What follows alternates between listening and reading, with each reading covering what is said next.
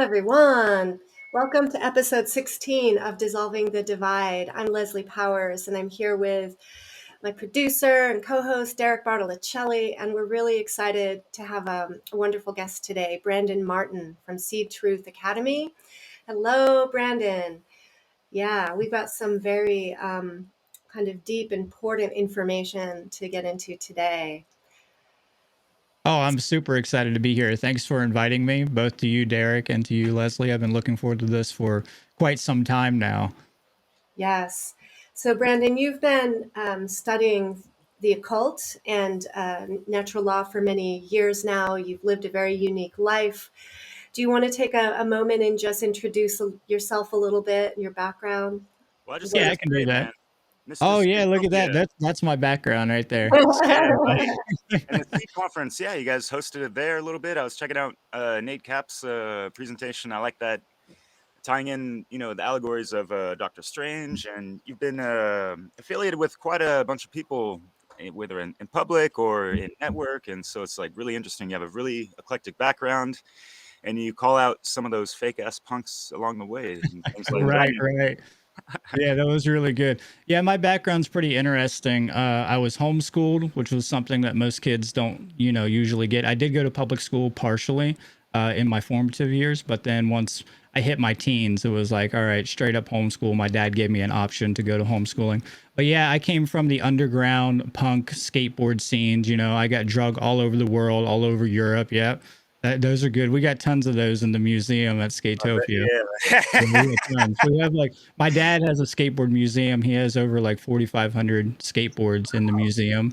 He has some of the first skateboards that were ever manufactured. He has skateboards from some of the prototypes from Tony Hawk and all kinds of stuff. So he grew up as a rebellious skateboarder, just doing what he wanted to do and trying to get away from the system. And what he eventually did was buy a property and just tried to get away from all the building codes and try to just do his life his own way.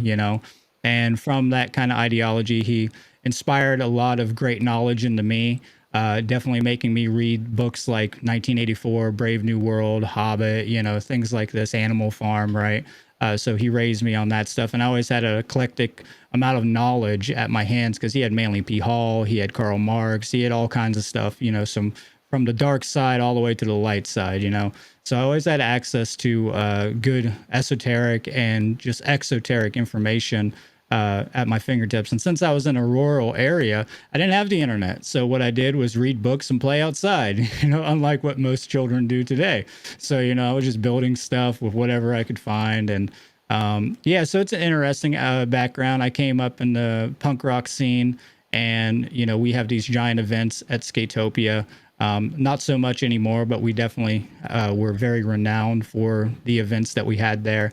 We used to work with Viva La Bam, Bam himself. We've been on MTV, Blue Torch, Real TV, all kinds of stuff, Vice, and we had a level in a video game, Tony Hawk Underground 2, which was pretty interesting. So, I definitely had a eclectic background in a bunch of different scenes because from that life of like growing up in that lifestyle, I went from complete poverty to kind of, I ended up in higher class and middle class, not me personally, but, just dabbling in people who were more financially stable, like Bam himself, with his giant mansion and stuff like this. So I got to see the whole spectrum, of like how things work and how the economics play out in our current society. And then also being multicultural, I got to travel all over the world and see all kinds of different meet all kinds of different people and see all kinds of different places. And one thing my dad always did was take us to the museums and all the ancient architects and architecture, and then all the ancient like mounds. I got to go see Stonehenge when I think I was like 9 or 10. So it was really, really awesome. So a very interesting background. Wow, wow, that's amazing, Brandon. I wonder, so it's no wonder that you have a passion for like understanding knowledge and knowledge acquisition and truth, right? With that kind of Oh experience yes. in your life. Yeah, you nailed it. I became autodidactic, which means like self-taught. And then when the internet came around in the early 2000s, I really got into torrenting. I think that was around 2008 or 9 when that really took off. So I was Napster just and all like, those guys. yeah, Napster and everything. And I was living out in the country. So this was my way to interact with the world. So I got really technically savvy. And as well, I worked in an electronics shop when I was younger. So I started to learn the tech, started to build computers myself.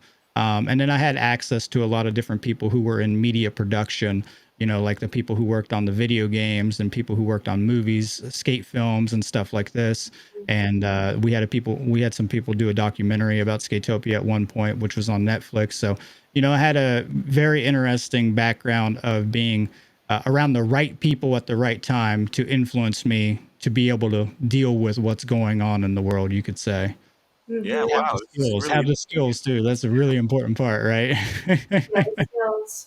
Yeah, Hmm. what would you say the skills are that are required to handle like the exposure to all this information and diversity? Well, I think everybody kind of can have certain niches of their own skill set that could really adapt well to the culture. But I would say definitely understanding tech is a big thing, but also I would say getting back in tune with nature is a really good skill, like being able to grow your own food. Me growing up on a farm, I ended up growing lots and lots of food, starting my own gardens and stuff like this. So that's really important. Having hands-on construction work and stuff like that, that's really important. I think a lot of people don't understand how much work goes into building something nowadays because it's all automated in many ways. And that doesn't mean that everybody has to learn these things, but if you're interested, do that. I think it's something good for you. And just having hands-on with problem-solving methodologies, which hopefully we'll get into today. So like whenever a problem would arise on the farm, like how do you find that solution? And how do you identify it, and then how do you approach that, and then how do you quickly resolve that issue? And that really helps you at a basic level to multiply that into the culture and be able to deal with bigger scale problems like politics or mind control or dark occultism and things like this. Those basic skills are really, really powerful if you can get them harnessed. I think it was like Bruce Lee who said, I fear not the man who knows 1,000 technique or 10,000 techniques, but the man who can, what is it again? The one who throws the same kick 1,000 times is well perfected, or something like this. That's not identical, but he's saying, hey, look, you perfected this one kick over and over and over, and that kick's going to be more powerful than somebody else who knows every technique in the world. So I thought that that's pretty powerful, and I think that applies to that. Yeah, Yeah. it goes back to the old, jack of all trades, master to none, in a sense. And I'm really Right. trying to avoid that, but I love, dabbling in so many different things. And you brought up a lot of stuff. I want to take it back real quick, just to because I could totally relate. I skateboarded, but not like technical tricks and stuff, because I was playing sports. I didn't want to injure myself. But yeah, I got like soft wheels and all that stuff, and just like down with that counterculture. And Hmm. it's really interesting, like framing this discussion, because we didn't really like introduce it really, but we're and you kind of mentioned it briefly. It's really understanding the difference between the esoteric and exoteric, and bridging the gaps between those two, because yeah, and like in the public school system, we're not told about the esoteric things, the science of life, really, natural law, the nomenclature of all there is to see. And yeah, like the background you see in the middle, we got the little square and compass, because you've philosophized on that quite a bit with Nate Cap on the good old cubby hole, and that those types of things. And yeah, so as far as you like learning on your own and just like seeing from the outside in, as far as like any kind of peers or people you grew up with or this and that were in the school systems, what kind of like looking back on it, like what kind of, this is really like a tough question to formulate, but as far as like the different paths of life and like what they're exposed to, as far as what you are and what they're more or less like keyed into, and like, oh, you have to read these types of books, and you were given a different collection from your father and all that. So now there's like books being canceled in public schools, which is Right, right, right. in Dr. Seuss anyways, but Like Yeah, yeah, it's true. Good. different, like what is the gift in a way of the upbringing you had compared to perhaps those more indoctrinated in the system? Yeah, I tell people this quite a bit actually. It's like my deprogramming was much different than most people's because they were really hit with hard forms of mind control, you know. And being out in rural areas, you're less likely to have that. You still do have that quite a bit, but it doesn't affect you the same way. It seems like people in rural areas tend to have some modicum of like, hey, I just want to be left alone. Don't mess with my stuff. You know, there's not a lot of crime, you know. So that definitely was a good lesson. And when I looked around me, growing up in the punk rock scene and growing up in the skateboarding scene, I always questioned like, why are these people behaving this way? Like I learned from what people were doing and the consequences of their behaviors, right? So like I'd see people, you know, being very hedonistic as an example, and I'd be like, well, I don't really want to go down that path, you know? So I learned that way. I didn't really need to actually stick my hand in the fire every single time to learn that the fire burns, right?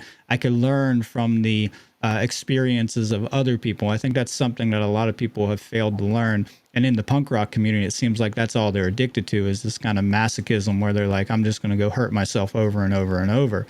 Hmm. You know, and that's different than hurting yourself like in skateboarding because that's a voluntary act. Like, you know, the risk with that, you know, like, hey, okay, you could say, you know, the risk with consuming mass amounts of alcohol or something like this. But the problem is that it ends up hurting other people. And when I'm skateboarding, I'm not hurting other people. You know, there's no harm to other people with that. So if you're drinking mass amounts of alcohol and driving on the highway at 100 miles per hour, that's not a smart thing to do. You know, Right. so yeah, I took a step back from my culture, and I always say I'm the black sheep within the black sheep, or I'm like a different color sheep within the black sheep, because the black sheep are always the people who are away from the normal, you know, but I was away from them. I stood away from them and not fell into that kind of group thing. So that was kind of interesting when I came from the counterculture background, and then I was counter to the counterculture in a way, right? And I Yeah. was wondering, like, do you really have any solutions? Like, you see the problems that are going on in the world. You see the problems that are going on within your family dynamic or within your own life, you know, wherever it might be. But yet, it didn't seem like they really had any real solutions. And their solution was run away from it in some form of escapism.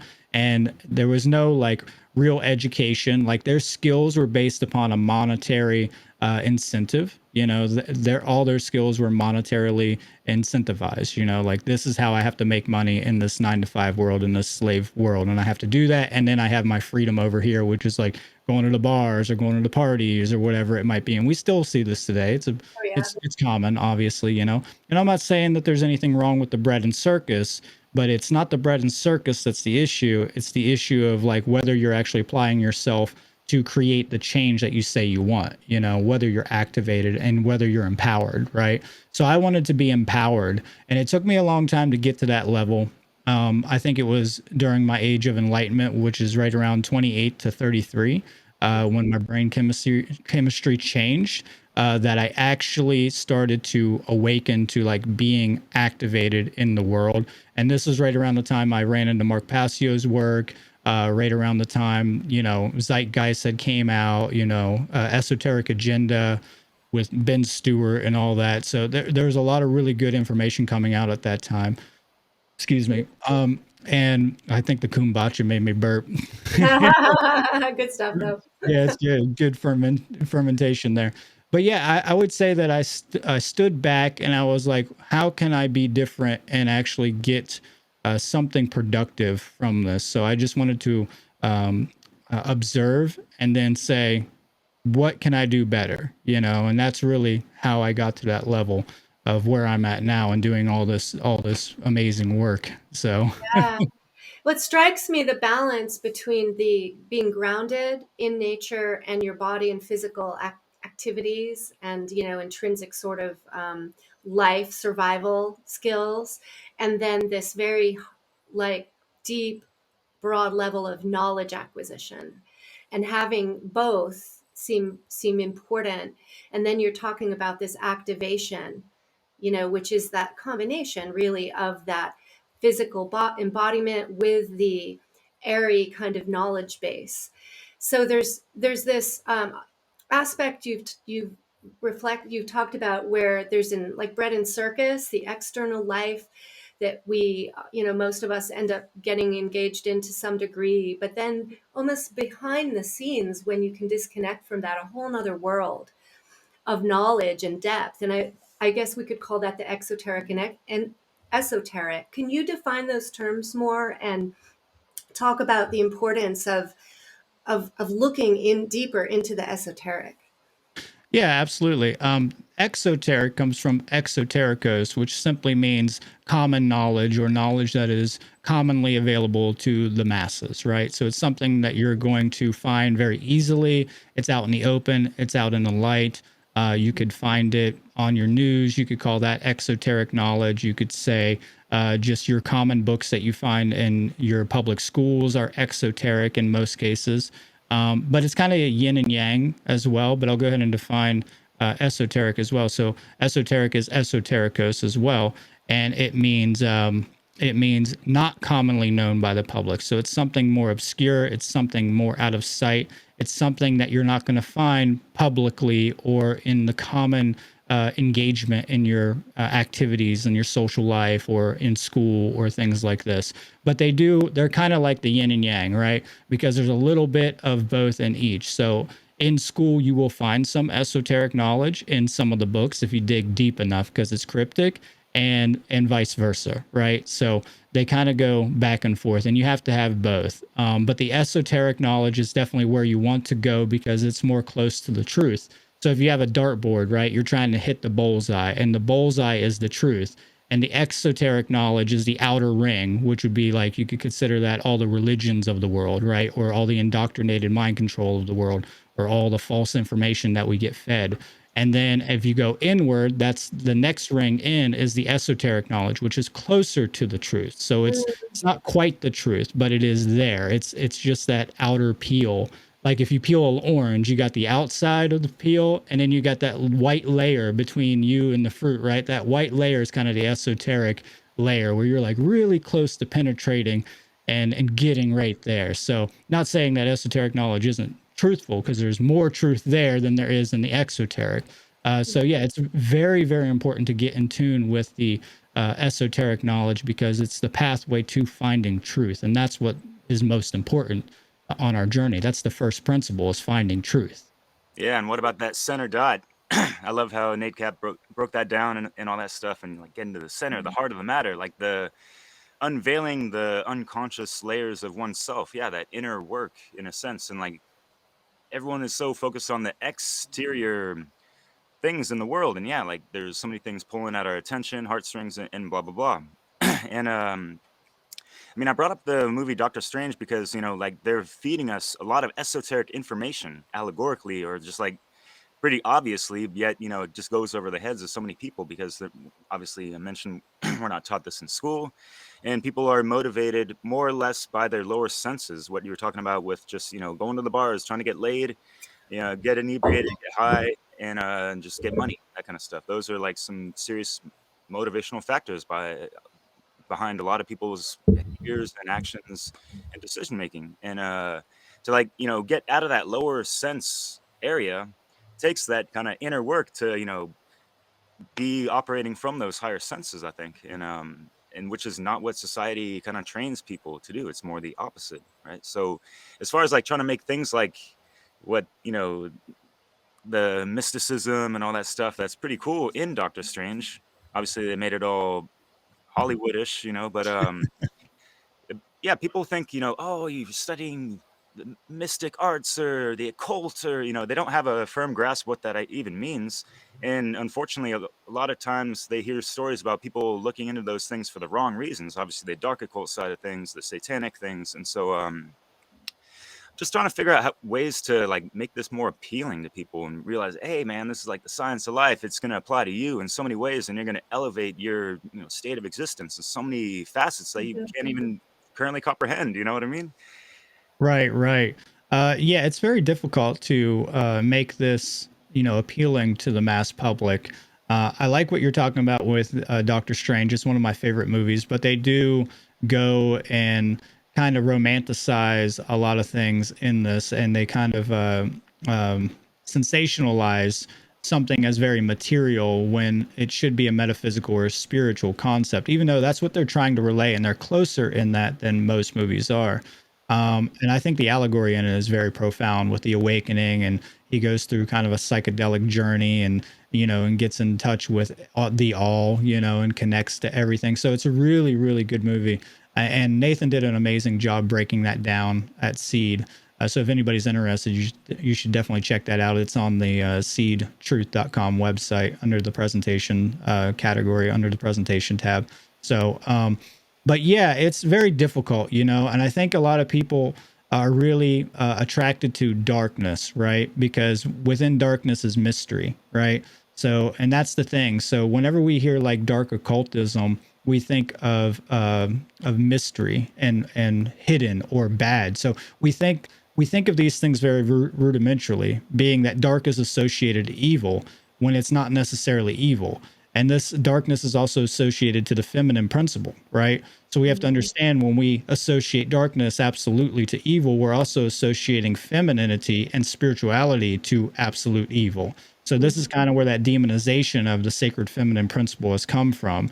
It's this fallacious way of thinking about these concepts that we observe in nature, right? And then we kind of just look at them through the exoteric level, even though we feel like we've discovered something new, right? The notoriety of something new, and that's something else. I think people are really attracted to notoriety as well, right? So people love something new, and there's like these logical fallacy of like, hey, since it's new, it must be true, right? Since it's new, the scientists just came out with the new study. It must always be true if it's new. So that's the fallacy of notoriety.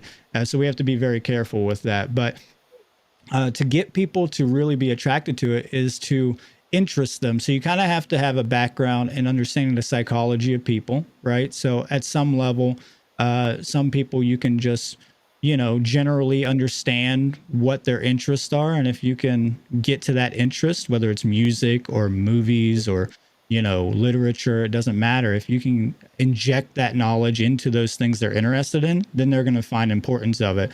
And then if they find some purpose for it in their own life, then they're going to practice it. They're going to become practitioners of that knowledge constantly.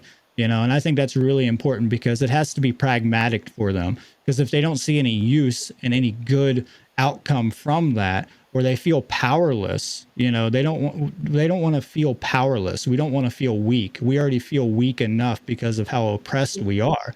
And that's one of the mind control techniques is coming down from the dark occultists, is to make us feel powerless, that they have absolute control over every little intricate mechanics of the system, right?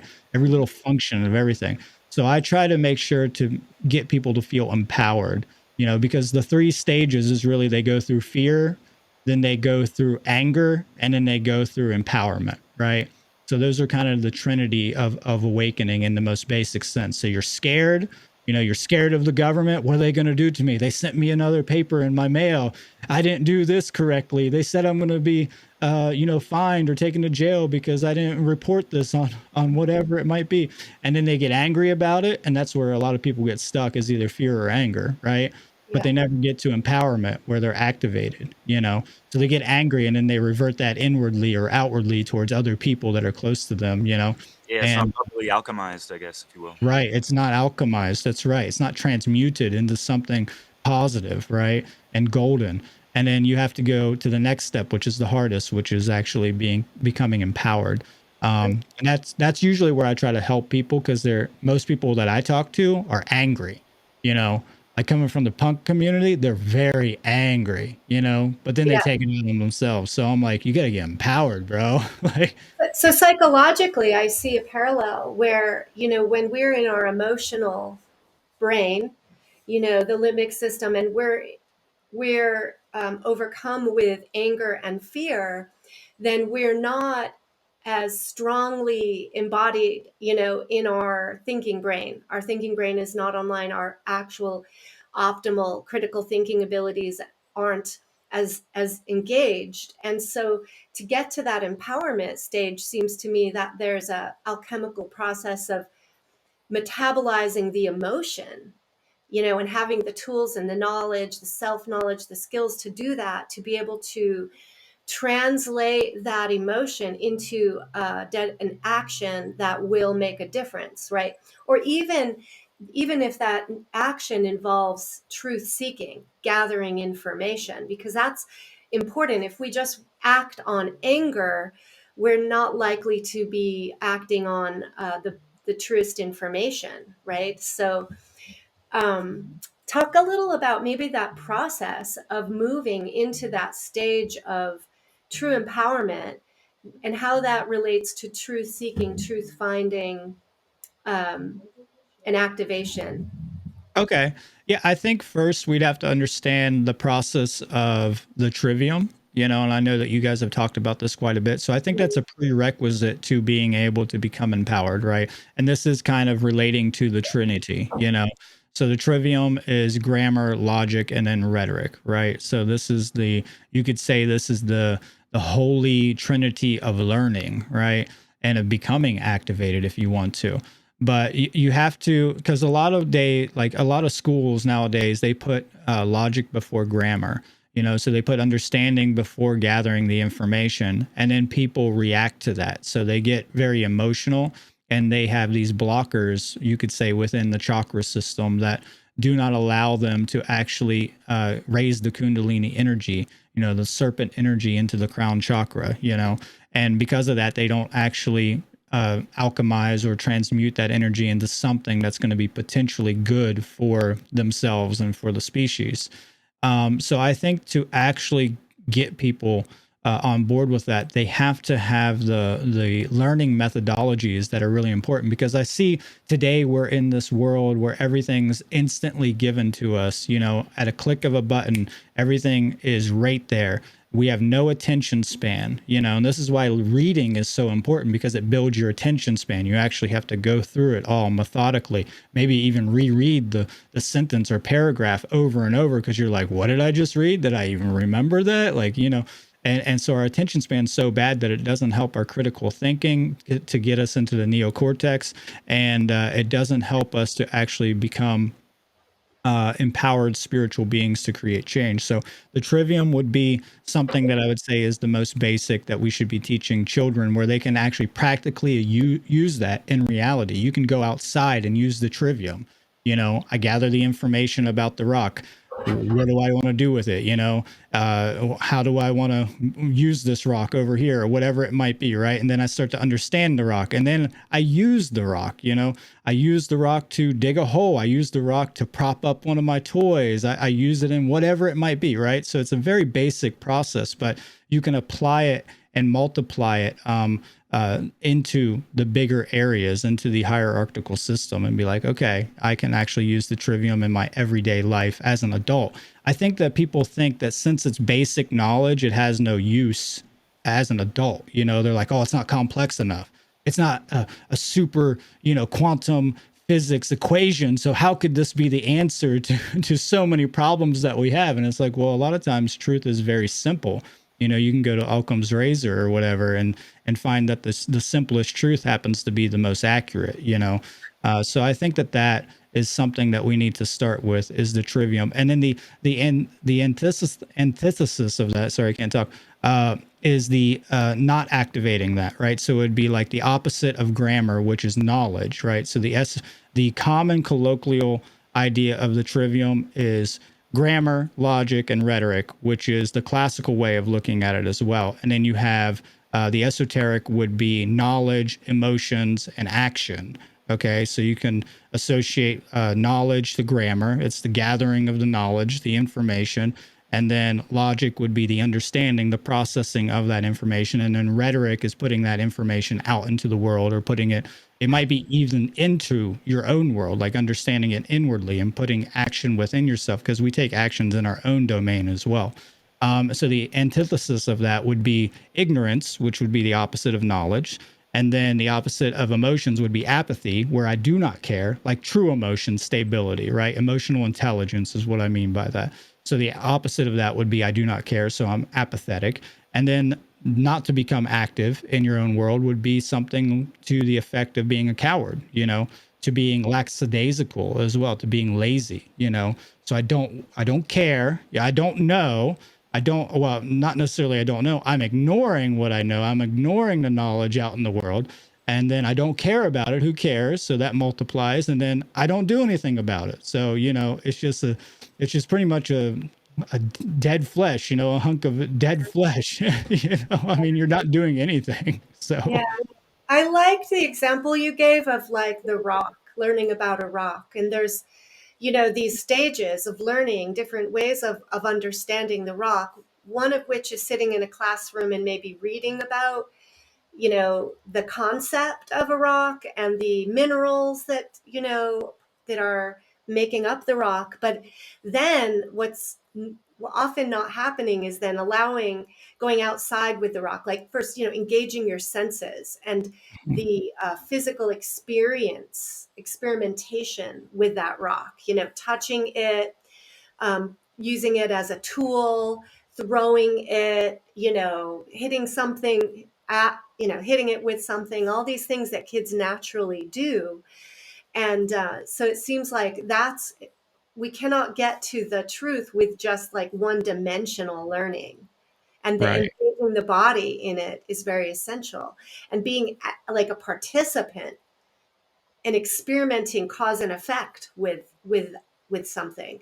So I think one of the errors that is happening is people are sitting in their living room in this very like comfortable environment, receiving information all the time from external sources, and even or just like on a computer, and that's missing a big element of how to gather truth, right? Yes, I agree. I think it's the difference between a belief and gnosis, right?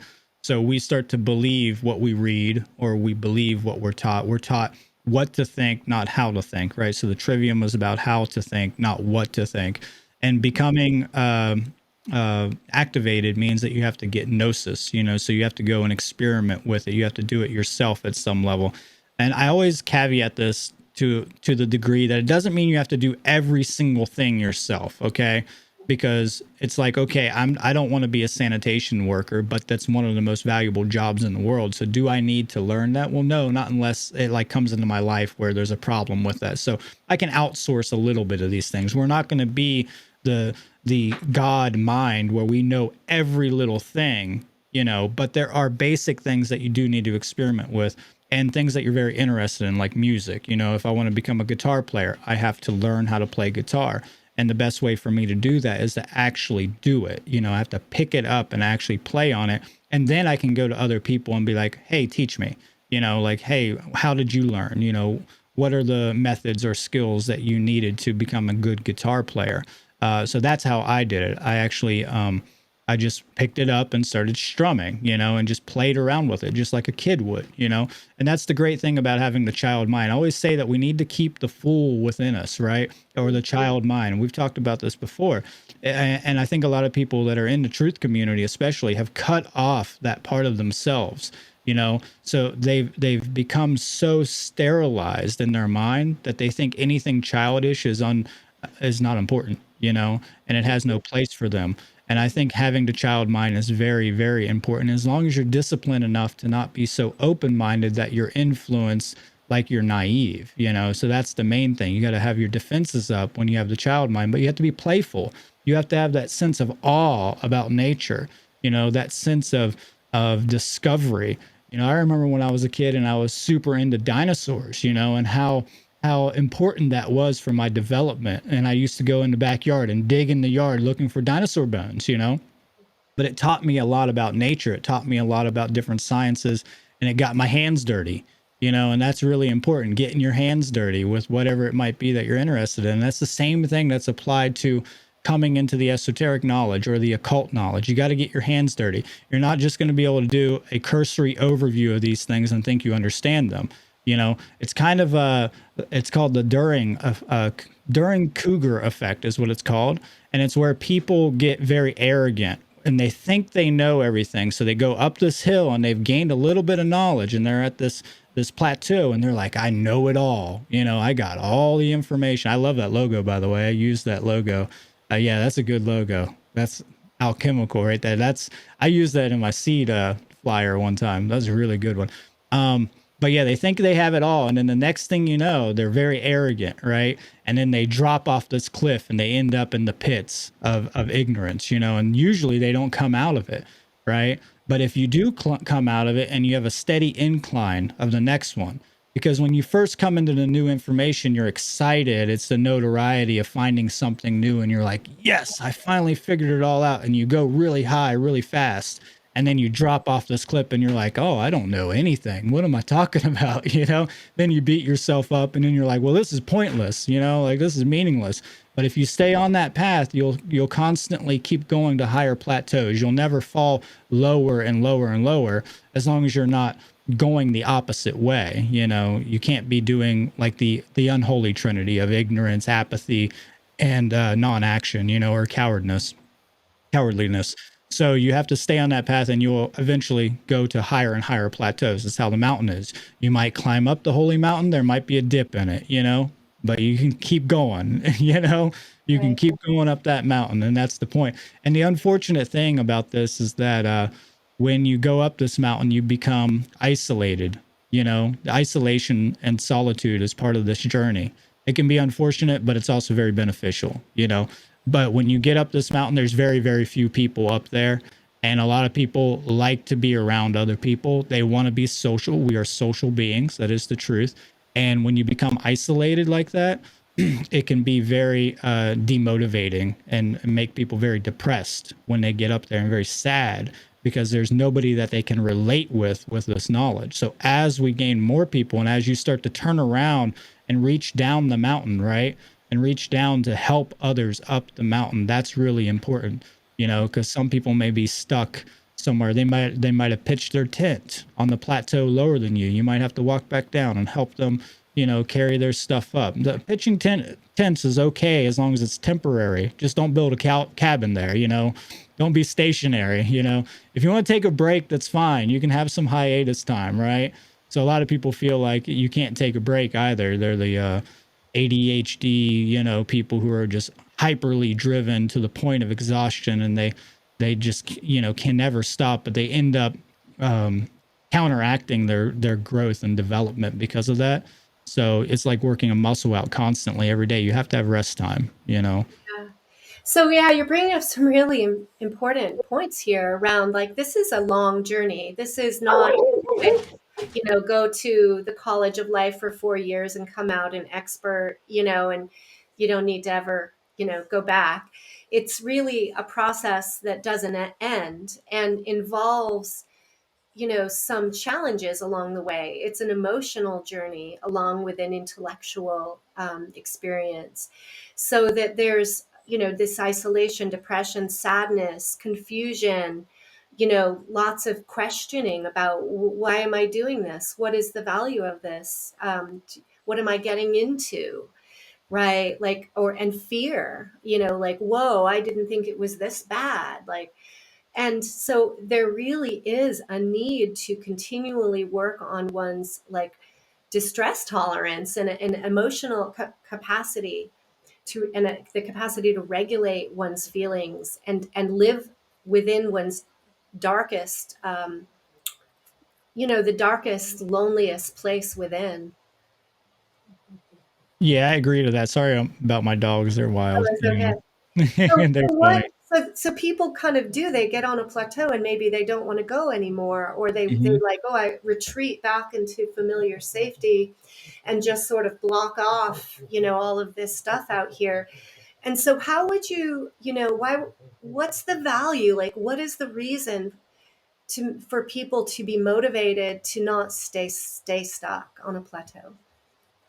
I would say it depends on what they actually are looking for in their own lives. So I usually ask people, what are you looking for? What do you feel your purpose is? Do you have a purpose? Have you thought about this? Do you think there's a meaning to life? Do you think there's a meaning to your behaviors and reality?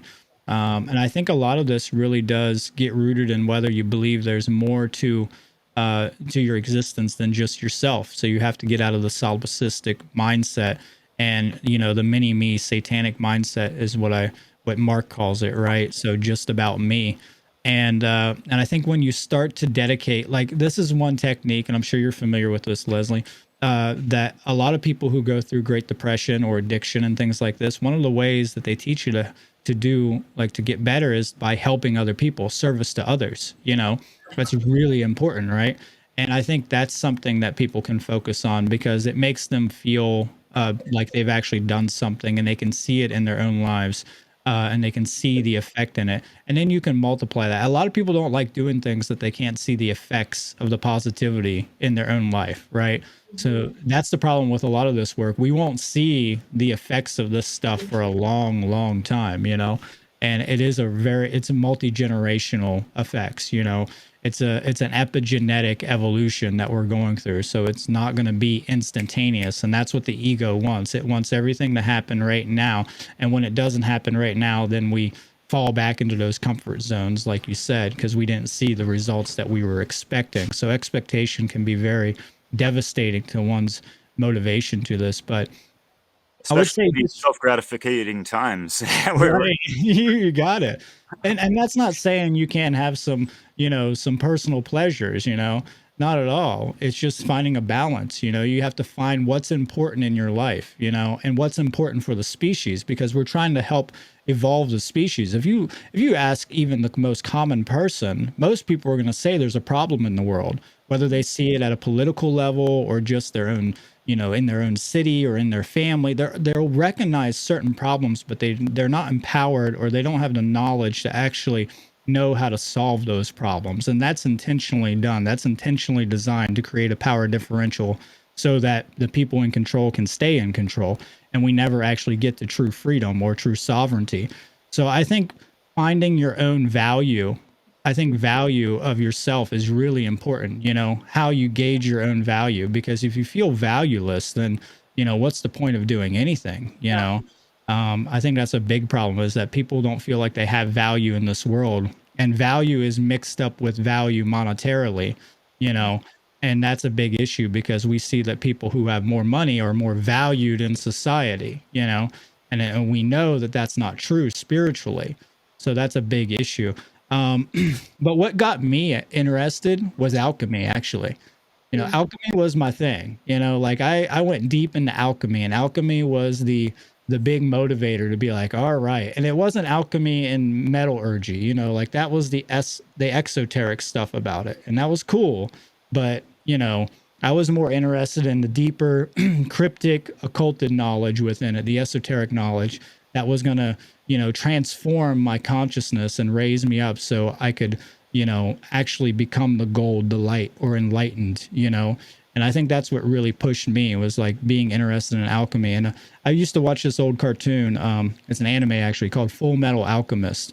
And that's actually what was like a driving force for me. I was like, oh man, this is awesome. What is up with this? So mystery. This is why I want to kind of hit on this. Mystery is so important for people. So if you give them all the answers, also they're bored. Mm. Bored, right? So that's a big issue. And I learned that in the past few years because I'm like really detailed, and I can give you like all the details because I've done so much studies, and people are like, man, you just ruined it all for me, you know, like Aw. with movies or something, you know? So you got to leave a little bit of mystery so that their mind is intrigued. It's the same thing when you're publishing media online. You don't want to put like what you're actually doing in your title or your thumbnail or anything. You want to make it mysterious so people are questioning, what's this about? You know, like, should I watch this? And I think that's really important. I think that's why the occult knowledge is so important, is because it intrigues the mind so that you have curiosity, and curiosity is the pathway to discovery, and discovery is the pathway onto, you know, true knowledge and true enlightenment once you get through that. And it is true, at some level you can only do this as an individual, you know, and you can't be spoon fed this stuff, you know. Yes, Yeah. yes. Can I just um, man, okay, so I wanted to talk to you about, yeah, so the whole counterculture stuff that we kind of grew up in. Mm. You were more into like alternative rock and punk and that stuff, and I was more into like hip hop, and and I don't know how much, you know, esoteric little breadcrumbs and seeds and all that stuff they encrypted or incorporated in their music, but I was exposed to a lot of conscious hip hop, and it took like years of me kind of like scratching my head, being like, yeah, like I feel their conviction. I know what they're I get a sense of what they're talking about, but I don't necessarily know. And it's like it took me, the individual, to like look into what they're talking about exactly, and like kind of decrypt some of the things they're saying. And like my intuition served me wisely, but really takes that, the trivia method of understanding the grammar, and then like the understanding, and I like to throw a mini trivium within that, like the inner overstanding of it all, and then applying all that to proper wisdom, which is right action. We don't want the wrong action. And so that's all incorporated in one's like decision making, and on a daily fucking basis, every fucking, like moment by moment, pretty much living in that moment. So I agree. I think that the hip hop movement was more in tune to a certain degree with esoteric knowledge than the punk rock movement. I think the punk rock movement or alternative rock and stuff like this, they were more in tune with a lot of freedom oriented things, like pragmatic freedom. So they're very in tune with the necessity of being a rebel and yeah, how that changes societies, right? And not saying that the hip hop movement didn't have that either, because they did, obviously. But I think they were more cryptic, and they're definitely more sophisticated with their linguistics, and their literature and things like that. Their poems, right? Very, very astounding. So, but yeah, the punk rock movement is the hardcore, in your face, brazen, liberty or death style music. Like we're gonna get this, or else, pretty much. It's like stating an ultimatum. Whereas I would see the hip hop movement like, hey, you need to, it's a little bit more of a softer approach in some areas. And I like a lot of hip hop. Like there's some really good hip hop artists speaking some really profound truth out there. So for me, I actually questioned a lot of the punk rock movement because like you got people like Gigi Allen, and I'm not sure if you guys are familiar with him or not, but he was a very, very disgusting punk rock influencer, which pretty much led to the creation of people like Jackass. He would go to shows. I actually saw this guy when I was young.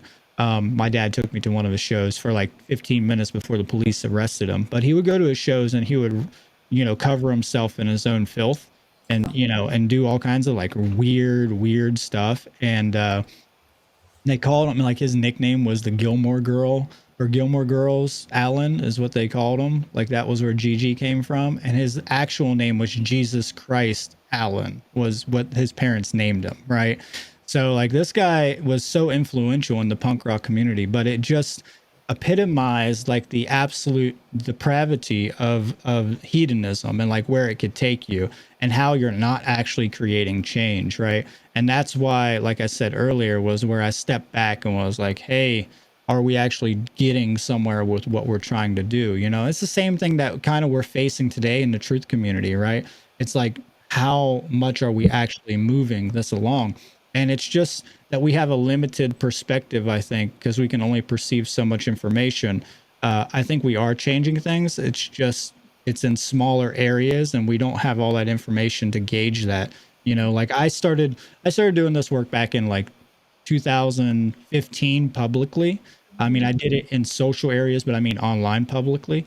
And from then to now, there is a humongous amount of new speakers that have come out. I felt like I was in a desert, clenching for water, like looking for the oasis just so I could give myself the delusion that there's somebody else out there talking like this, right? And now I'm meeting people like you, and I'm like, wow, this is so much different than when I first started. So I'm just so impressed and so happy. So it makes it easier on a lot of us too, because we can all help each other. Many hands make light work, and that's pun intended. The light work is the right work as well. So Yeah. that's what we're trying to do. It doesn't mean don't face the darkness though, because you have to face the darkness to get into wisdom. You got to do your shadow work. That's really what it's all about, is doing your shadow work. And that you could think of that as facing the feminine aspect of emotion, the darkness of our deep, emotional hurts and wounds, and how important it is to process these and metabolize them to be able to make space basically for the truth and right action. Absolutely. Yeah, the darkness is the femininity within us, It is our spiritual nature, and people fear it, especially left brain eggheads, right? They fear it because it's not bound to anything. And a lot of people define it as like neutral chaos, where it's just so abstract and so flowing like water, right? It's like floating in space and you're not tethered to anything when you really get in touch with this. And a lot of people who are left brain, they want physical tethering. They want to be able to clinch onto something, they want to be able to grab it, feel it, and hold on to it. So you really have to learn to let go, kind of like that leap of faith, right? For that tarot card, the Fool card, and that's what I was trying to get at earlier was you have to have the balance between the Fool and the Magician, because they're both useful, and you can still use the Fool card when you are the Magician as well, because it's there, it's part of you, and you don't want to cut off these parts of yourself, because if you say like, okay, you want to cut off things that are negative in your life that you're doing wrongly, that's hurting other people or maybe hurting yourself unnecessarily, right? So like those behaviors are like, I got to stop that, I'm doing too many drugs, I got to stop this, or I'm not treating myself correctly, or I'm not treating my family correctly, whatever it might be that's harmful. But there's this aspect where you have to be able to invoke that foolishness in your life and have humor. You need to be able to laugh at things. You need to be able to laugh with each other. I feel like everybody's so sanitized you can't even laugh at anybody anymore, right? People are so like touchy and you gotta walk on eggshells around everybody. Is that just me or what? Like, Oh, totally. But and here's the thing, because I know there's like in the woke movement, the four-letter word, there's like the difference between spirituality and wokeness, or being actually awake and aware, or woke, and like so we have that exoteric version of spirituality and truth seeking. And from observations, we've noticed like a hubris from that, and like they don't have that childlike thing, and we do have to walk on eggshells in talking to them, and they're not all jokey, and they're like force feeding us this stuff through media and movies and Netflix, especially. I'm sure you've been aware of that. We kind of spoke on this on different segments, but it's just interesting how they get these distorted morsels of truth, and how it's just like giving them this like almost like spiritual superiority in a sense, and that could be for across the line for new agers and yogis and all these people trying to be tantra massagers and all this stuff, and like, oh, get the hell out of there, man. Like No doubt, no doubt. I know I run into it. I run into people, like I've actually met people, men and females, more men in this area, but definitely both, where they will be like using tantric sexual knowledge to actually try to manipulate the other sex into sex, right? They're like, oh, look at this. I know this, and this is going to be so good for you and stuff. And it's just like some narcissistic ploy for them. But yeah, what I was trying to say there is that if you cut off these parts of yourself, it's literally cutting off your trail that you made to who you are. So you're literally like, if you're gonna love yourself, you have to love all of yourself, right? And it doesn't mean that you don't have bad parts of yourself that you don't want to manifest, right? That's the shadow, or the negative parts of the shadow, because the shadow is not always just purely negative. But these immoral behaviors, right, that you don't want to manifest, the psychopathic behaviors, right, or the Machiavellian behaviors, or the narcissistic behaviors that are all within us, the dark triad, you could call it. But you have to understand that these things are there for a purpose, and they're there for a reason, and they're part of you. So you have to learn to love yourself holistically. And so you don't want to cut off the fool. And I think a lot of people cut the fool off because they feel like it's not powerful, or it's not sophisticated enough. You could say like left brainers definitely like, I'm not ever going to be the fool ever again. And they fear being bullied is a big part of it, right? So we see this, like if anybody's playful, it doesn't matter what community it might be in. If those people are really skeptical or rigid, very rigid about that kind of behavior, they will totally bully the shit out of you, And then when you get bullied, you feel like you have no value in the community, because a lot of times we base our value off of how other people are seeing us rather than how we're seeing ourselves. And that's the thing. You got to base your value off how you see yourself and not what other people are telling you. And then you got to learn how to defend against bullies. Sure. And I think there is a natural drive for safety, right? To feel safe psychologically and physically. And that gets manipulated through that bullying. And and then the important point you said about, keeping the fool within, it's keeping the innocence, and also being able to, I feel like, it's like the traumas of our life, they bog down the innocence. They create a barrier, and they bring us further away from that childlike curiosity. And so there is a need, a lot of times people will then just cut it off and bypass, that process of like facing the parts of yourself that you don't like and that have been wounded. And to get to that self-love, and is to having peace with the parts of yourself that are ugly and maybe shameful on some level. Again, it's that emotional intelligence is so important to this process of raising up, in becoming light, spiritually, or aiming deep, purely going into the pure place towards the center of truth. And I'm wondering, you talked a little about like music, right? So what is the role of music and the arts in this process of truth seeking, knowledge acquisition, and getting into the esoteric knowledge? That's a great question. That's really great. I think music, first, I'll start with I think music is like the most common trait that we can all say that's helped us awaken, right? Like music is the one thing we could talk to anybody about and they can say, yeah, that's brought knowledge into my life that I never thought I would find, you know? Like whenever I talk to people, it's the most common thread of the awakening process is that people have some deep, you know, spiritual, intuitive connection to rhythm and to tempo and to vibration and also to the lyrics that are performed. So music is such a great alchemical, you know, process of of being able to relay like natural frequencies to people, which are vibrations and cymatics. You know, if you look in the cymatics and what that's all about, which is like taking granular particles and they create sacred geometrical shapes when a frequency or vibrations are applied to them. And then what that happens to your brain chemistry and what happens to your consciousness because of those things.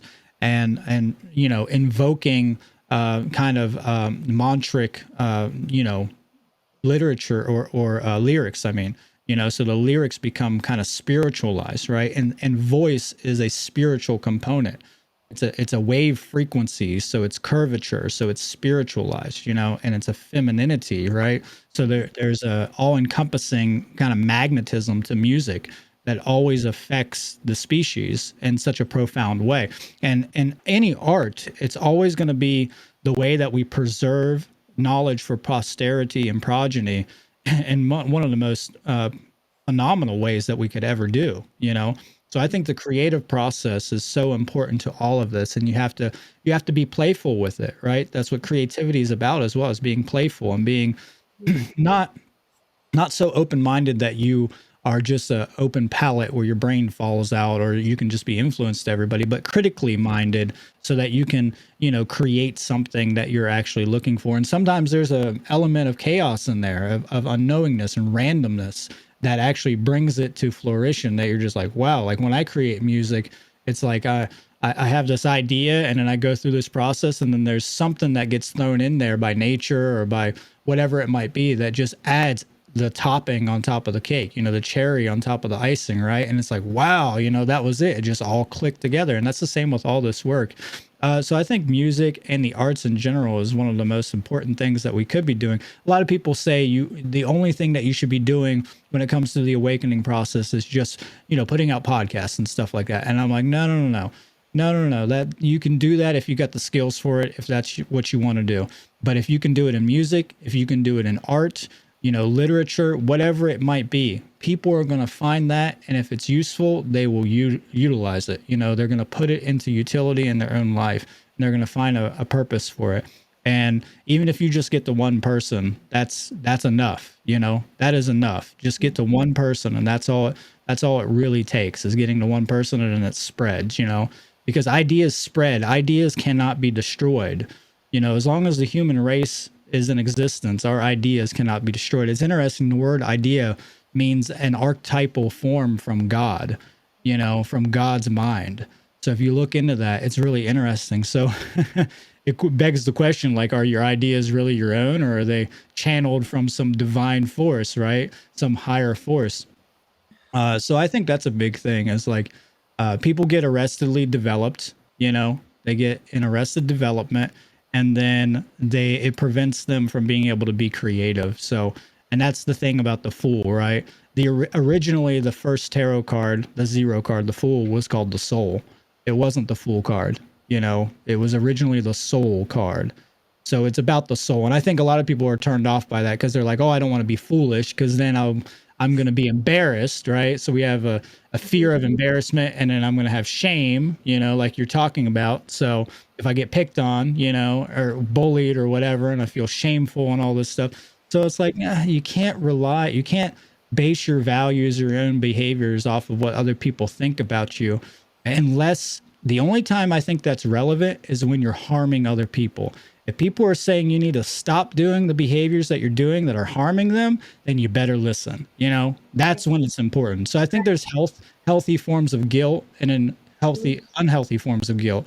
And I think a lot of the new age stuff, especially in the woke community, the woke community, you know, they think that all guilt is unhealthy. You know, there is no necessary use for guilt in their consciousness, and yet there is.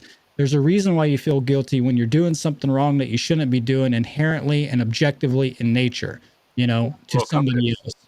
Yeah, it's a moral compass. Yeah, it's your conscience telling you. It's like, oh, they just want to disregard their own conscience, you Yeah. know? It's like, oh, you know, who cares about don't ever feel guilty. I've heard this in the girl community, especially. Don't ever feel guilty. Don't ever feel guilty that you did that way, you know? And it was something they did wrong. You know, it's like, well, no, have some critical thinking there. Like, look at it. Did you actually do something wrong or didn't you? You know, Yeah, figure it going out. back to encouragement real quick. Sorry to interrupt you, but that brings up a great point. Like, just like, hey, I was wrong. Admitting that and owning up to that, taking responsibility, that in it of itself, and then like flipping the script on that, including like your inner dialogue, that is very empowering. And when people see that as well, that is a great, you know, just like role model example.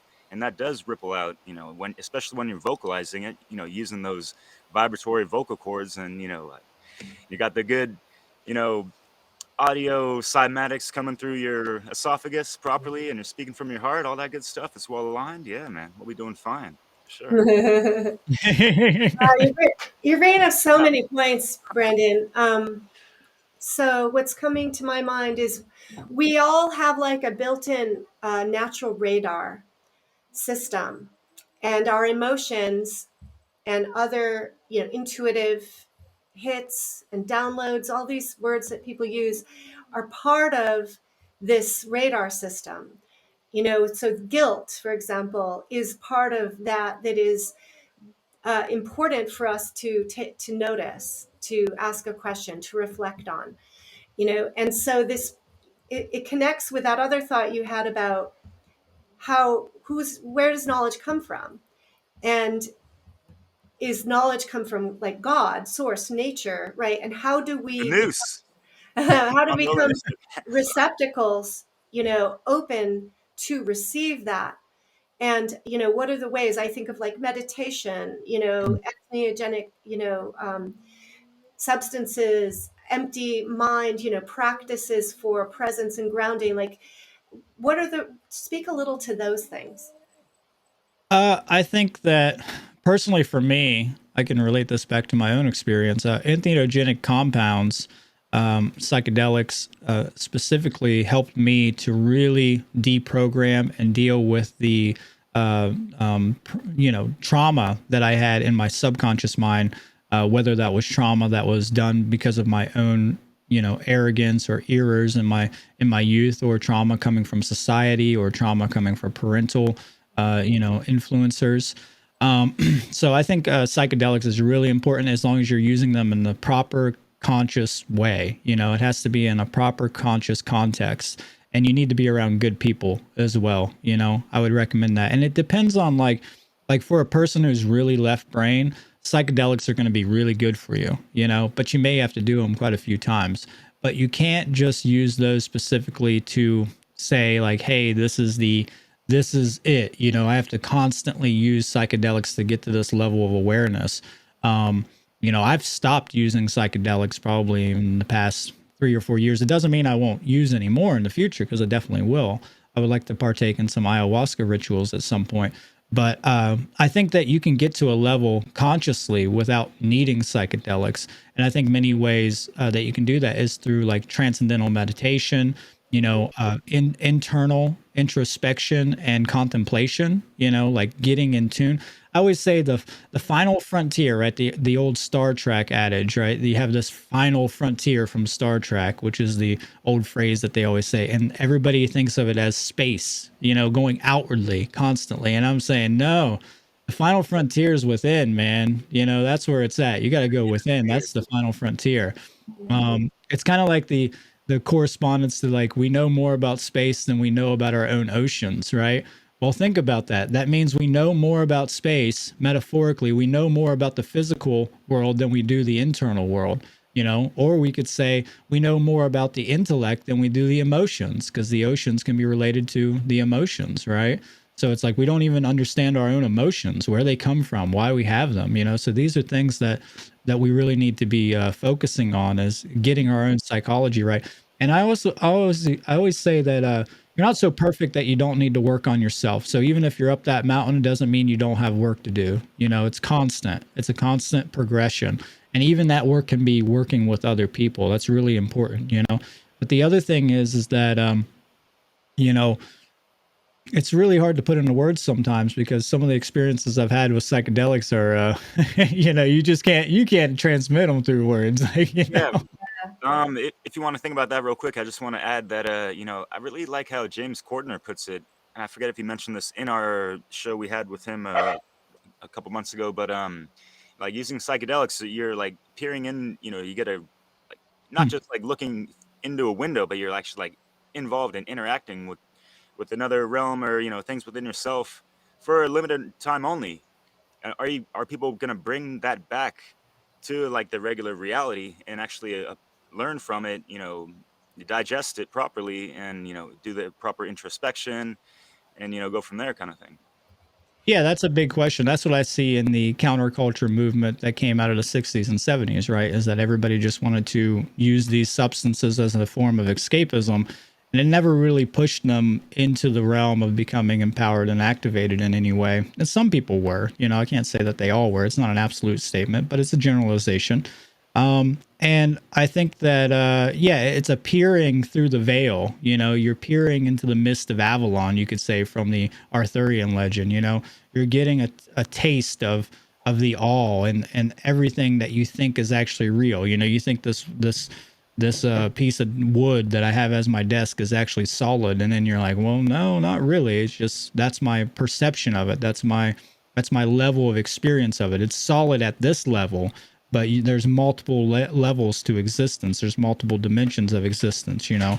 And I think that's a really important thing, to dissolve the ego.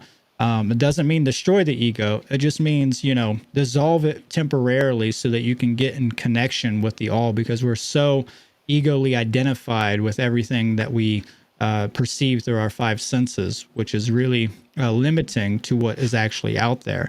But that's there for a purpose. So your ego is there for a very good purpose, which is it's a self-defense mechanism, really. It's to be able to preserve your individualization from the all. So you don't want to be so connected to like everything that you can't individualize yourself or separate yourself. So let's say that I believe that I was a tree, right? And I am a tree at some level. I'm connected to the trees, but if I think I'm the tree and the tree is falling on my physical body, and I don't individualize myself different from the tree and identify that I am different from the tree, then I'm going to get hit by the tree and my physical form is going to be damaged. So you can't dissolve the ego to the level that you don't have an ego, because that's really dangerous, you know.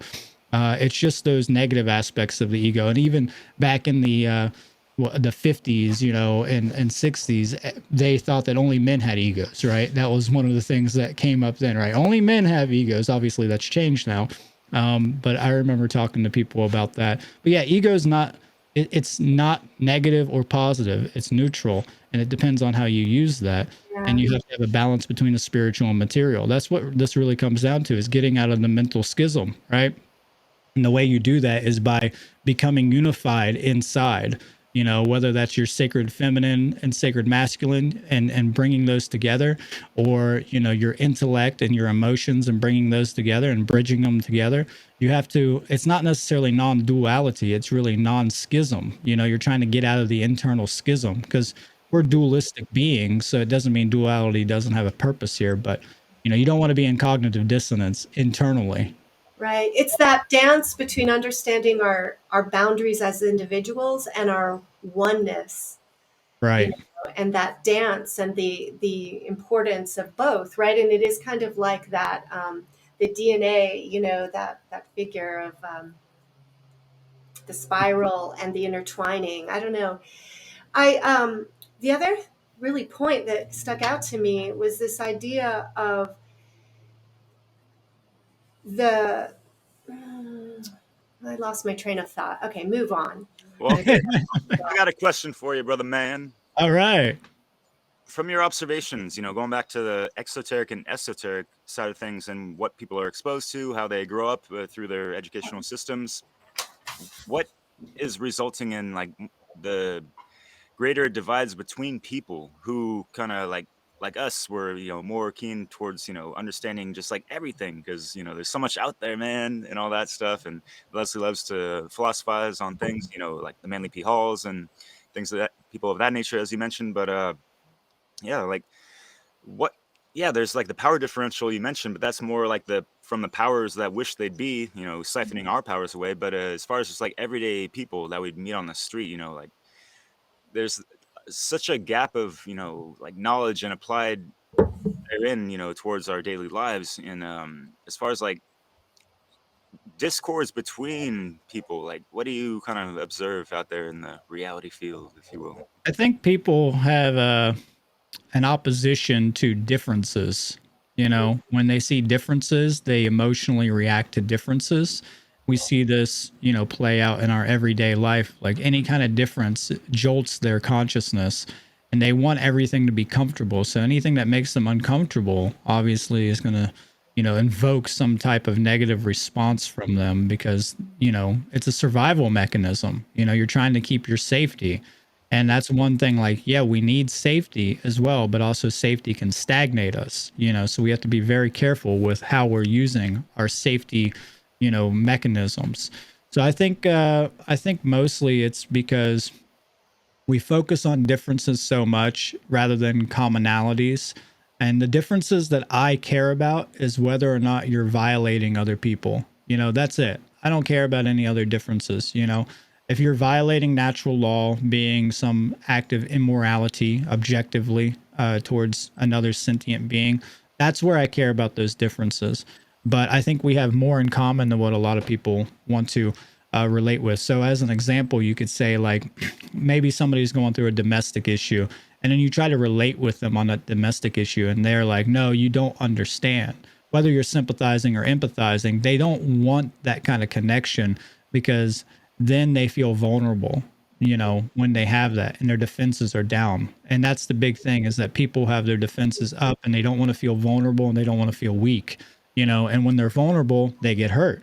And that's what they're scared of, is getting hurt, you know. So to put faith and trust into somebody else and being able to open up to them is a big thing. It's a big step. And when you're traumatized and when you live a life of hell, you know, and you've been so beat down and brutalized by whether it's the system or people that you love or people that you put your faith into, you start to reject all that, and you have to learn how to, like, open up again to trust, you know, and you have to trust yourself to be able to do that.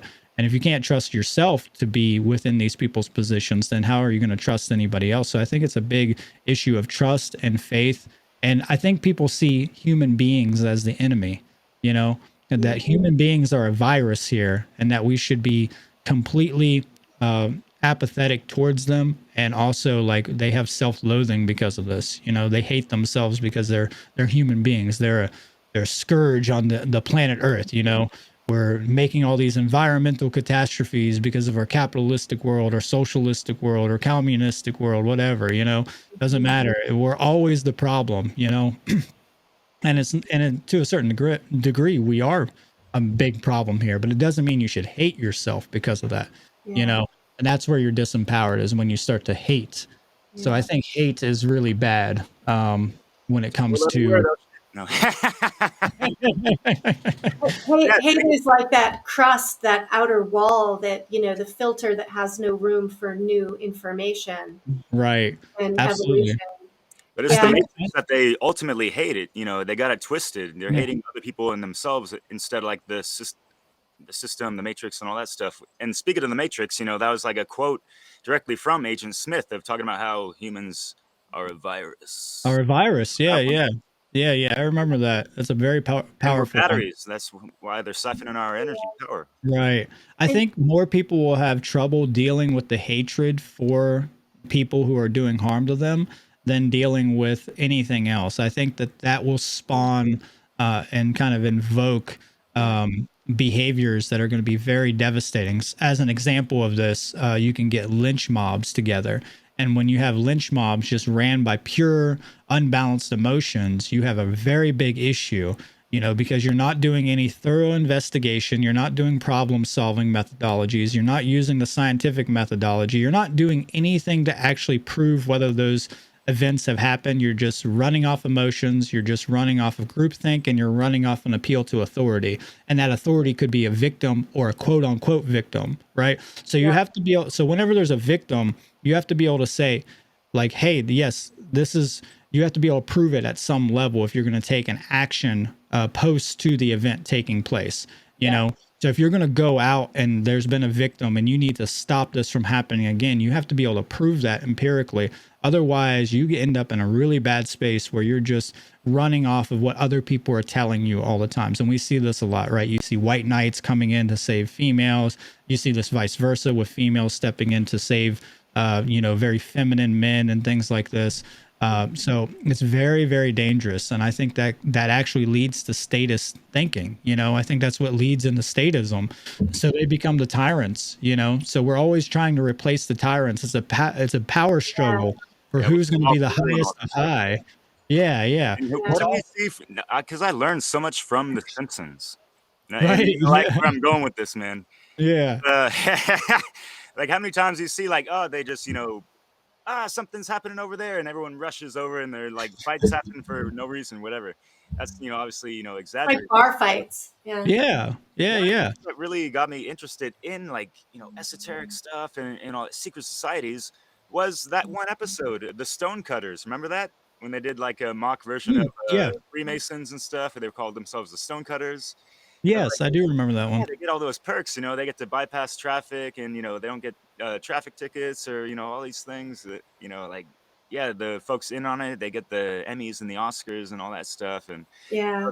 they're playing on something that's actually real, but like to what extent and all these things. And it's like, it just goes back to the incorporation of these esoteric notions and things and like realities into the external domain or exoteric, like mainstream media, right? So it's just like interesting how they get away with it. And like, like we look back and like, oh, The Simpsons predicted another one. Well, it's like, well, they already know that. So they kind of projected it also at the same time. But Yeah, yeah, predictive programming, big time. Yeah, I like how you said incorporation too, so they do incorporate the esoteric knowledge, like actually legally incorporate it as a corporation, so we got to be careful about that. Yeah, I think that's problem reaction solution, right? So it's Right. all about problem reaction solution, and at least when it comes down from the higher ups. And I mean, we see this happening alien, in what? schools. Yeah, so they create a problem, then people have a reaction to it emotionally, and then they're like, "Here's our synthetic solution for these problems," and so they go right to the authority, or they're begging when they're in the reactionary state. They're begging the authorities to actually create something different, like all of the protests that we have, right? That's a reaction to what's going on. But what are they really doing? They're still in the belief of authority, and that authority can change the system, and that they have to go to the higher ups to make that difference, right? And it's like, no, no, no, no. The only reason those things are taking place is because of the masses. The authority figures have very limited power without the masses' compliance and advocation and condonement of that. They have to get you to actually consent to these things at a major level. So that's a big problem.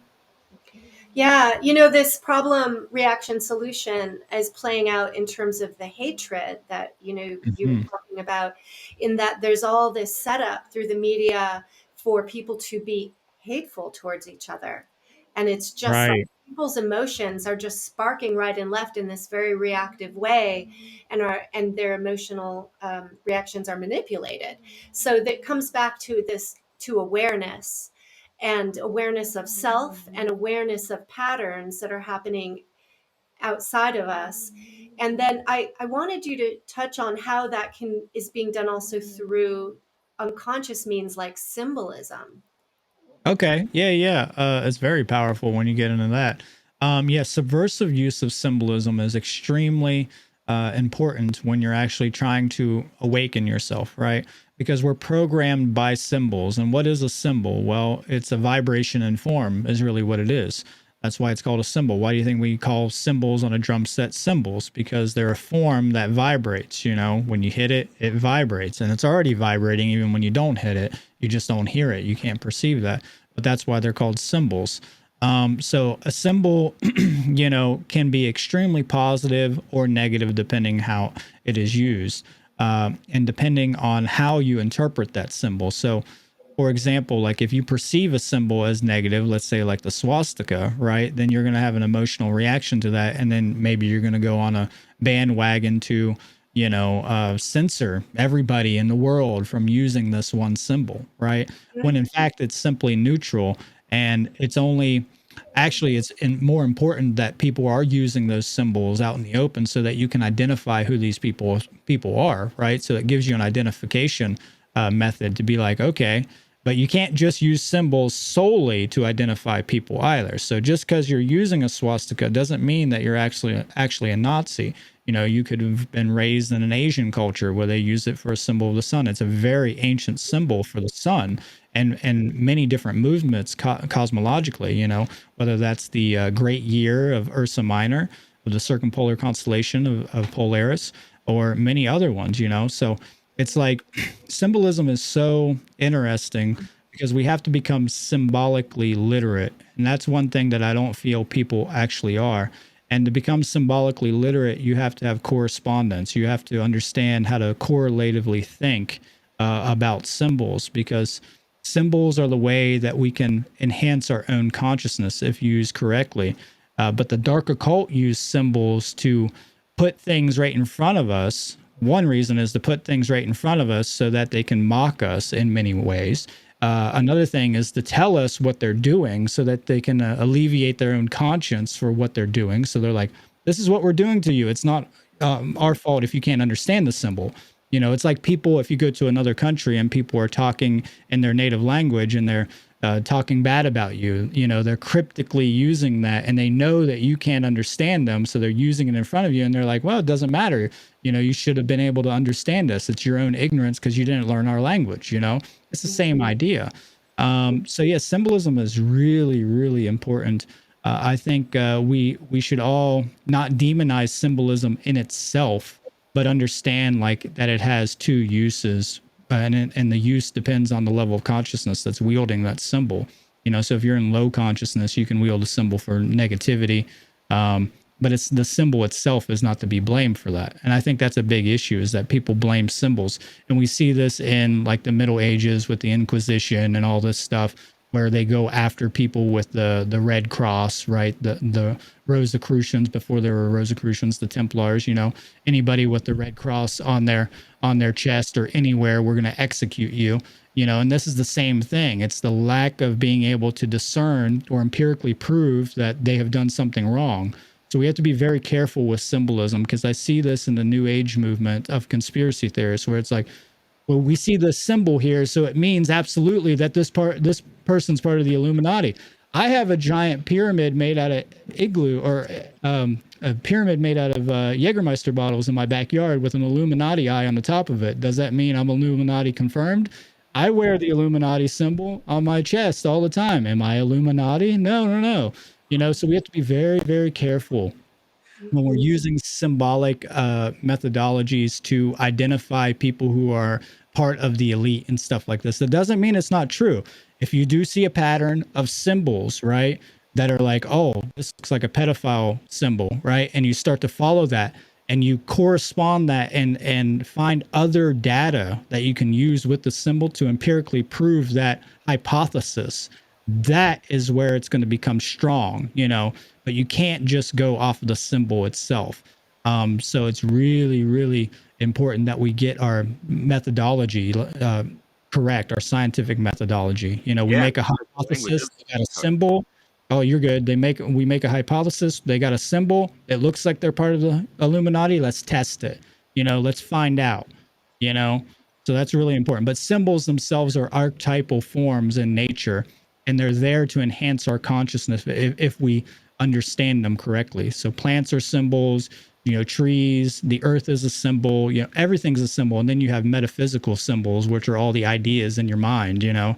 So symbols are extremely important. I mean, I hope I explained that really well. So Really well. Even letters, right, in words, and words themselves can be Yeah, symbols. Right? appreciate that. Yeah, and that's exactly what I wanted to say is that, symbols, they're a form of language, I guess, and how to communicate and, portray ideas and this and that. And in our first episode, Leslie and I, spoke about this in regards to how language is, one of the major battlefields as far as like the divides and the distortions and like just, yeah, the wannabe elite people and blah, blah, blah. But I've noticed that even in France, speaking of different languages, but living there for like a third of my life, noticed past couple like 5 years, like tattoos are getting a lot more popular, and the incorporation of like using symbols and trying to be cute with that in a sense. And I look around even with on clothing as well. It's like more like mainstream now, but I was even like basketball players got the eye, all that stuff, and you wonder all these things, and it's like I'm looking at it like this is becoming like more of a fad almost, and mhm. it ties into this, occult mockery to a degree because I feel like they don't really fully understand like these symbols that they're rocking. You know what I mean? So Good yeah, They point. absolutely they do not, because these symbols are ancient pure forms, you know, and that's the thing. As they become more complex, it's harder to trace it back to their original meaning and stuff like this. And then also we have to understand when the markets are flooded with it, it's also harder to identify, you know. So if you got a secret society and their symbols become popular and become a trend, then it's actually harder for you to identify the secret society, you know. So it actually can backfire in many ways. So you got to be careful with it. But I think that we naturally will make all forms of symbolism very popular to a certain degree because they're part of our archetypal language in the mind, you know. And I think that's why we're always so attracted to them. And that's why I say they're neutral, because I think that they're all built within our consciousness already and the realm that we exist in. And there, it's a language of nature. You know, symbolism is the language of the universe, and that's how it communicates to you, is through symbolic expressions. You know, it's just like a lot of people, especially left, you know, brain eggheads is what I call them. They are like, oh no, symbolism has no purpose. It's just subjective to the individual's perception. But then they turn around and use symbolism all the time, whether that's math, you know, which is like their most objective form of like their whole scientific analysis, right? And it's like you do realize that math is based off symbols, right? Like you're calculating all these numbers and you're doing it in your head, and it's not even a physical thing. It's like a metaphysical concept in your mind, which is really what the symbol is, you know. We just transmute those symbols into form in physical reality. So they're in form, you know, information, right? So it's information. So that we're bringing it all into form. Yeah, it's a rhetoric, right? It's a form of rhetoric in a way. Yeah. It is a rhetoric, absolutely. Yeah. So there's, you look at your dreams, you look at your psychedelic journeys, your spiritual journeys, that's filled with symbolism. And studying that is part of awakening and part of truth seeking as well. And yet it's a very, it's hard to put your finger on and say, this is it. And I think that's where people struggle. Right. I think Manly P. Hall said something to the effect that, you know, the nature of symbolism is so profound because when you first approach a symbol, you'll find something very important for you. You know, you'll discover something within it. But as you progress and as you learn or as your consciousness expands and you come back to those same symbols, it's an unfoldment process, right? So you can continue to unfold more beautiful understanding from the symbol. You know, you can take a basic symbol like a circle or a triangle, and you're like, oh, yeah, it means this balance. And then you're like, oh, wait, it can mean unity.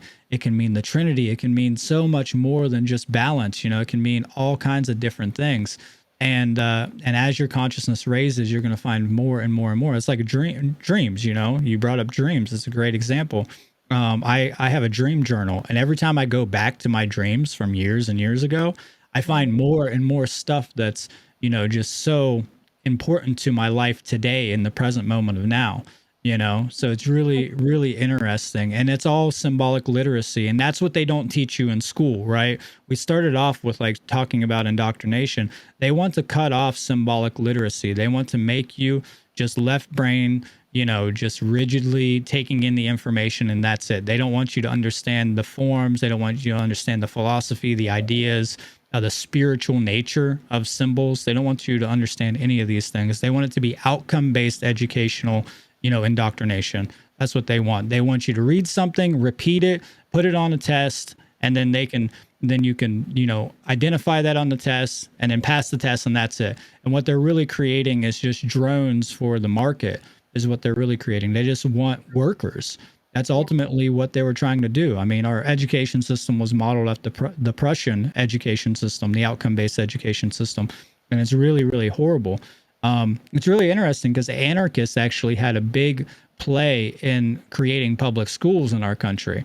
At least abolitionists and anarchists did. They didn't declare themselves as like real anarchists, but that's what their philosophy was. And if you look into the encyclopedia as well, that was created by anarchists also. So anarchists have always been out there trying to educate people, especially earlier on, Yeah. before the false like punk community came up out of the counterculture, like proto punk and stuff came from Europe. You know, earlier literary artists of anarchists like Lysander Spooner or Mikhail Bakunin or Josiah Warren or Benjamin Tucker, any of these guys, you know, they're extremely sophisticated, wise men, you know, and there's females too. Emma Goldman, you know, is a good female to look at. They're all really, really important literary artists and have stood the test of time. And we don't ever hear about people like this when it comes to the anarchist community. You know, those are swept under the rug because they actually were good writers. Like one of the most renowned writers in the world was an anarchist. His name was Leo Tolstoy. You know, he was a Russian, and he's credited as one of the greatest writers in the world, and you're never taught about him. I wonder why. You know, why wouldn't they want you to know about him? Because he's anti-state. Right. Yeah, it's like the path that we're put on is somewhat based on someone else's agenda, it seems like the school system. And it's a linear path. It's like the American dream. You go to school, go to college, you get a job, you make money, you buy a house, you get married, you have kids, you retire, you go travel. You know, it's this path that's sort of been preconceived that people are trying to plug in as a definition of their success. And I think what we're talking about here is, that's, this very sort of exoteric, process, as opposed to sort of delving within into the deeper layers where it gets less linear and less perhaps even logical.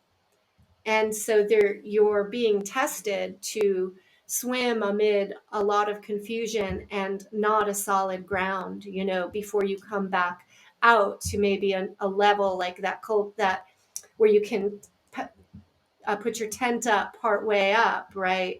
Where you're getting a breather and you're kind of experiencing, okay, this is familiar ground. I'm going to stay here a while, feel safe, and then delve in again to the depths, right? It's like this process.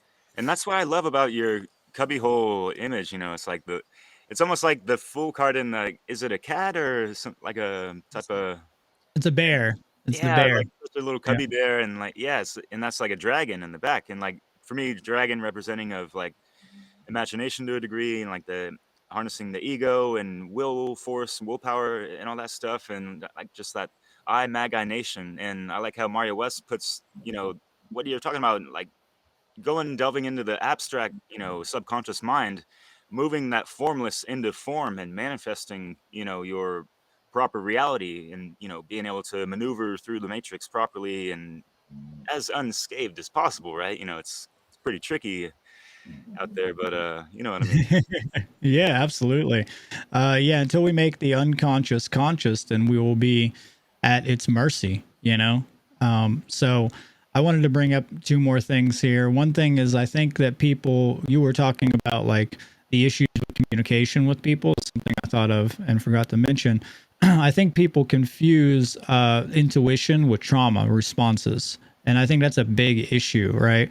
I think a lot of people think that their trauma responses are their intuition, and they can overlap, in your mind. Your responses can work with your intuition to help to defend you against predators or, something like this. But I see a lot more people relying upon just pure trauma responses because they haven't actually healed from their trauma. They're stuck in an abuse victim cycle at some level and haven't found the middle path, the path of healing. So that's one thing that I feel is why a lot of people don't trust other people, is because their trauma responses come up and they're like, they feel something and they're like, oh, I got this negative feeling about this person. I better not do this, but that doesn't mean don't listen to it. It just means you need to appraise that and see if that's accurate. You have a hypothesis, you had a feeling about it. Okay, well, is it true? And that doesn't mean you can't be accurate, because if you have pure intuition, real intuition, then you will be most likely accurate. You're going to be accurate probably 100% of the time if you can really listen to that. But we're not taught what that is. And people don't know how to distinguish the two different things of the feeling from the pure emotion of intuition, And we have a biological response when we're scared and when we feel like predators are coming after us, right? And we're living in a world where there are predators everywhere, honestly. So we're always in survival. And when we're always in survival mode, we're not in growth. We're rooted in the R complex of the brain, and we're constantly just looking out for me. That's it. Just me. I got to protect my own livelihood. So that's part of the big issue with communications with people and becoming empowered. That's an excellent point, Hell yeah. Brandon. Yeah, I hadn't thought about it like that, but I think you're right on. Yeah, and I like it. I like to term these things like, because like intuition and this and that. I feel like there's levels to that, and like it could be really dormant. But I like to call it the true AI, activated intuition, or the animus, or anima, right? So yeah, alchemical wedding. Yeah. Yeah, that's good. I've never heard that. I like that, Derek. That's really good. I might have to, Thanks. accommodate Please, yeah, that. So yeah, don't- I'm gonna appropriate that, man. That's mine now. I'm just kidding. do. And The greatest form of compliment. Yeah, absolutely. love you. That's And good. yeah, talking about symbolism and communication and stuff, and like just like going over the whole conspiracopia of everything out there, the bit shoots, YouTube, and everything. It just seems like there's a lot of truth seekers that get triggered by the square and compass with the G in the middle. And there's a lot Right, of people blaming everything on the Freemasons and all that jazz. right. And I put that symbol up to begin with. I wanted to kind of have a different background, but whatever. It's like, oh my God, people are going to be triggered and they're going to think that we're Freemasons or whatever. And it is what it is. Like, I don't have any Right. feeling. I like the way Nate Cap approaches it. We had a great discussion with him and how he just broke down the whole philosophies and ancient mystery traditions, that just like the light side of things and how we can apply these things to our lives and for the betterment of that and community and like the master builders and being able to, master crafts and, Absolutely. I think it's one of the most profoundly empowering thing that you can get into is getting into the mystery schools. And the way that you get into that is through symbolic literacy. So you have to have symbolic literacy to understand what these things actually mean rather than getting triggered by it and immediately thinking that you're a victim of it. So I really enjoyed that you did put the square and compass and the pillars and the Masonic tracing board on the background, because that is what it's all about. It's about building a better self and building a better world. And that's what that represents. It's Solomon's temple. It can represent the left and right hemispheres of the brain. It can represent the masculine and feminine components of our consciousness and coming into unison with each other. So there's a lot to it. And a lot of people see, this is the thing about all these secret societies and everything in the world, is that one thing I'd like to say is, yes, secrecy is repugnant, but whatever made the secrecy necessary is more repugnant. And we have to understand that. There was a reason why the secret societies had developed certain things and certain methods for preserving this knowledge. Now, were they corrupted? Yes, absolutely. Were they influenced or co-opted into an agenda? Yes, absolutely. But that doesn't mean that the symbolism or even the traditions holistically are to blame for that. And we see this across the board. And this actually plays into the hands of the church. This plays into the hands of the Vatican pretty much, where majorly where, most of the control really comes from in this world, honestly. And so they marginalize all the mystery schools. They demonize it and they marginalize it. So everything becomes satanic, everything becomes evil, everything becomes predatory or the adversary of your own being. And as long as you're in survival mode, that's what you'll think of it as. You'll think of it as you're getting attacked by these things, rather than understanding the deeper significance of how it relates to your consciousness, like the square and compass. The square represents base consciousness. It can represent right action. It can represent, right angles. It can represent a lot of different things.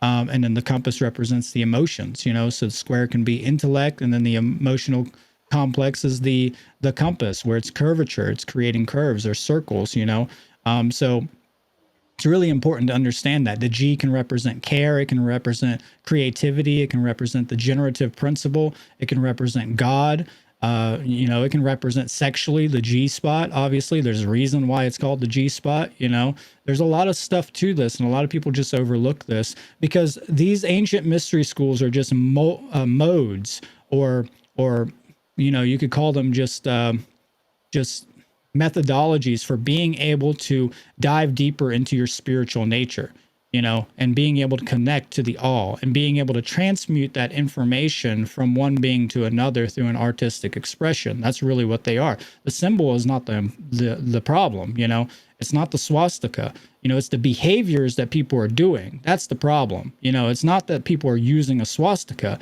It's that they're going out and they're violating people. They're actually harming people. And only when you have an emotional reaction, which is your responsibility, to that symbol, are you being harmed. You're harming yourself when you have that emotional reaction. So people are programmed to be responsive to seeing certain symbols. And when they're programmed to that, they end up harming themselves. Just like with words, you're programmed to respond a certain way when somebody uses a certain word towards you, like using the word retard, right? Then they're programmed from their childhood to be repulsed by that and then actually attack you for using that word, and I'm not saying go out and abuse people with your words or anything like that, but I'm saying that it's usually your own programming that's stimulating that harmful feeling that you're getting. And that's the same thing with the symbols, so yeah, the mystery schools are super important. And as long as we continue to marginalize the mystery schools, we will be at a power differential, because a lot of these mystery schools, Freemasonry included, have tried to fight the powers that be, even though there's been power struggles in these institutions. It's not just like one thing. People just look at it and they're like, oh, it's all ran by the Freemasons, or it's all ran by the Jews, or the Jesuits, or whatever it might be, right? It's all ran by the Rockefellers, or whoever it might be, whoever they can easily place blame upon, rather than looking within at themselves and learning why that knowledge is of critical importance to help raise them out of ignorance into light, raise them out of the darkness of their own ignorance into the light of knowledge and truth and empowerment, and that's what these symbols do. That's really what they are. This is why all the great thinkers in the world have always dabbled in esoteric knowledge. Tesla, Einstein, it doesn't matter who it was. They always were involved in esoteric knowledge. So through the mystery schools, or, we can learn about the esoteric meanings, that will take us deeper into, understanding, right? So we have this exoteric world we're in. The mystery traditions have been demonized in a sense to keep us from the deeper esoteric knowledge. So for the audience, I want to identify some examples of esoteric kind of categories, and then what is the esoteric knowledge that they can go, kind of under, like, what to look at that dichotomy, that dialectic a little, the common exoteric way of understanding the world, and then what is the esoteric knowledge for people to go explore. Right. Does that Yeah, it does. Do you have an example that you wanted to bring up? I was wondering if you might bring, if we Oh, together yeah. bring up some examples. Well, since we're on the topic of Freemasonry, I can totally bring up an example about this. I kind of just laid out a few, like the square and compass or the pillars, but we can look at let's say, the checkerboard floor, right? The checkerboard floor is exoterically just a tiled floor. They would just look at it as a base floor, and they might look at a cop's hat who has the tiled floor around their temple on their bill, on their hat, as just some form of aesthetics, right? But if you start to dig into what it actually means, which the checkerboard floor means, not knowing the difference between right and wrong action, or being in ignorance, or being in duality, where you're still on the floor of the house. You don't have any foundations for your ideas. You're in black and white thinking as well. That's also why it's black and white. A base Um, level consciousness. yeah, it's base level consciousness. You're at the base level. Well, them putting it on the hats and wrapping it around the holy temple of the brain represents an occult mockery. So that would be esoteric. All that would be esoteric. So you can see that they're saying, we own you and you're in base consciousness. So that's kind of some dark esotericism there.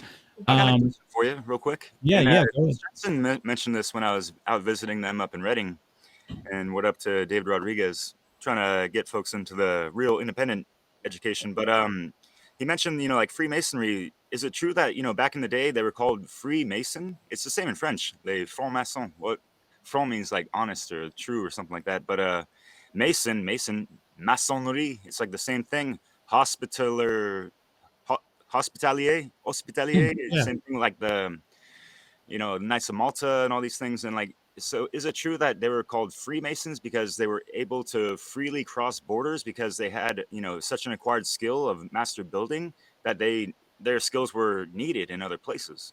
Yeah, absolutely. In Freemasonry, that was one of the requirements in the early days, is that you had to be an architect. You had to have construction skills. You had to know how to work with your tools. Being the plumb, the hammer, the gavel, and whatever all the other tools, the level. So you had to learn how to use these tools in Freemasonry, and that's where a lot of these temples, in my point of view, came from. Is this ancient knowledge of Freemasonry? Temples is a good example of esoteric knowledge. A lot of people would just look at temples and be like, oh, exoterically, this is just a temple. And, it's just beautiful. They've just done this beautiful Masonic work. These Masons are so great at what they do. But if you start to actually look into the temple's form, you see that there's a lot of alchemical esoteric knowledge within it. You might see the pillars built within it, which are representing aspects of consciousness, the way that the whole layout of the temple can relate back to the anatomy of the individual or the consciousness of the individual. Or some temples might be a progression from like a darker place in your psychology to a lighter place in your psychology. I went to the Grand Lodge of Freemasonry in Philadelphia, and the center of the Grand Lodge is the Egyptian room, which represents that's the center of this knowledge that they get. It's coming all from the Egyptian sciences. And so they put it in the center of the temple. And then also like the different face areas of the outside of the temple. One was decrepit and the other one was immaculate.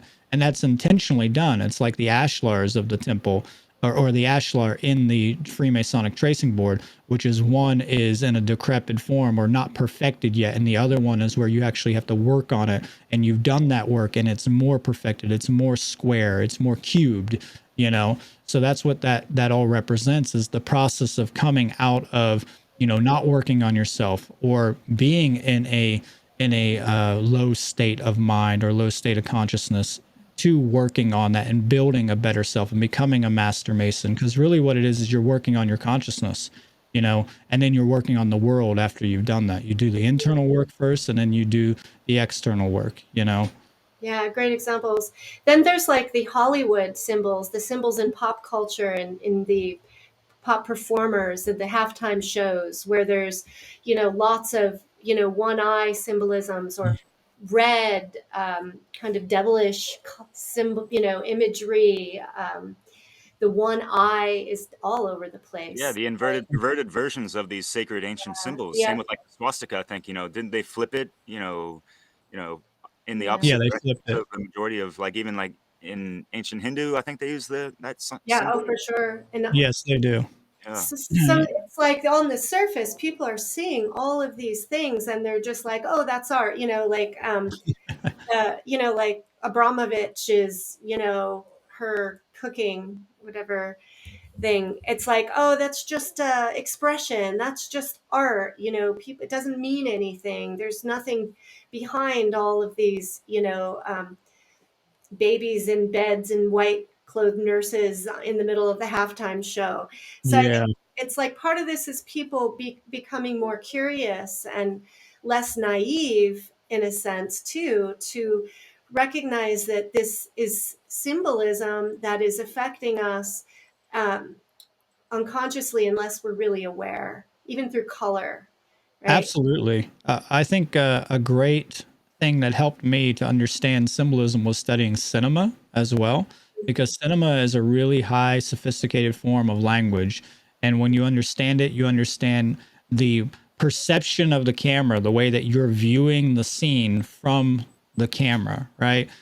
Will Mhm. invoke certain emotions or certain psychological traits within you. So if you're lower in the camera and you're looking up at the villain, you feel more like a victim. You feel like you're the victim of, let's say, like Michael Myers. So the placement of the scenery and the placement of the camera, which is cinema technique combined with cinema language, will determine the psychological expression that you have from this. So they understand this, right? They understand that when you use reds, it's going to psychologically invoke a certain emotion for you. They understand when they use blues, like in news, right? Which makes you feel passive or receptive or, open to these things or more calm, or it can make you feel sad, that's why we call it the blues. So we've attached psychologically to all these symbols, emotional expressions that get invoked whenever we see them. And that's kind of my point, is like being able to defend against that is becoming aware of how you impulsively express these emotional states when you see these symbols, hear these words, or see these scenes, because when you're aware of it, you're empowered to not be conditioned by it. That's how you defend against it. And yes, you can just go to the complete extreme and be like, well, I'm just going to go live in the woods and never be around it at all. But, everybody in the world can't do that, obviously. And it's not very pragmatic. So you have to become aware of the meaning of those things. And oftentimes you'll find that a lot of these things mean something completely different than what they're being used for. That they're actually representing something positive, but the way that they're using it is trying to pervert that into your own mind and program you with that perversion. All the sorcerer has to do is give you his mindset, and then he has you. He wants you in his mindset, or the mindset that he wants to imprint upon you from his own mind, and that's how they do it, is through a lot of symbolism or repetition of language. Yeah. That's a big thing, which is just repetition of symbols, vibratory symbols. So I think that a lot of people who look at that are just very naive. They're in their adolescent phase of understanding how the world works, and they haven't really dug deeper into understanding themselves, because when you understand yourself, you'll understand the symbol more, because you are a symbol. Yourself is a symbol. I think Manly P also said that as well, that you are a symbol. And that's really powerful when you understand that, because as you dig deeper into yourself, you're going to unfold more about yourself and understand more about yourself. So that brought up something to me, that there is a somatic response. So when you talk about awareness, so we could have an intellectual awareness of meanings of symbols. There's also a vibratory kind of programming or a Mhm. vibratory effect of that symbol that is interacting with our vibration, because we're an energetic being.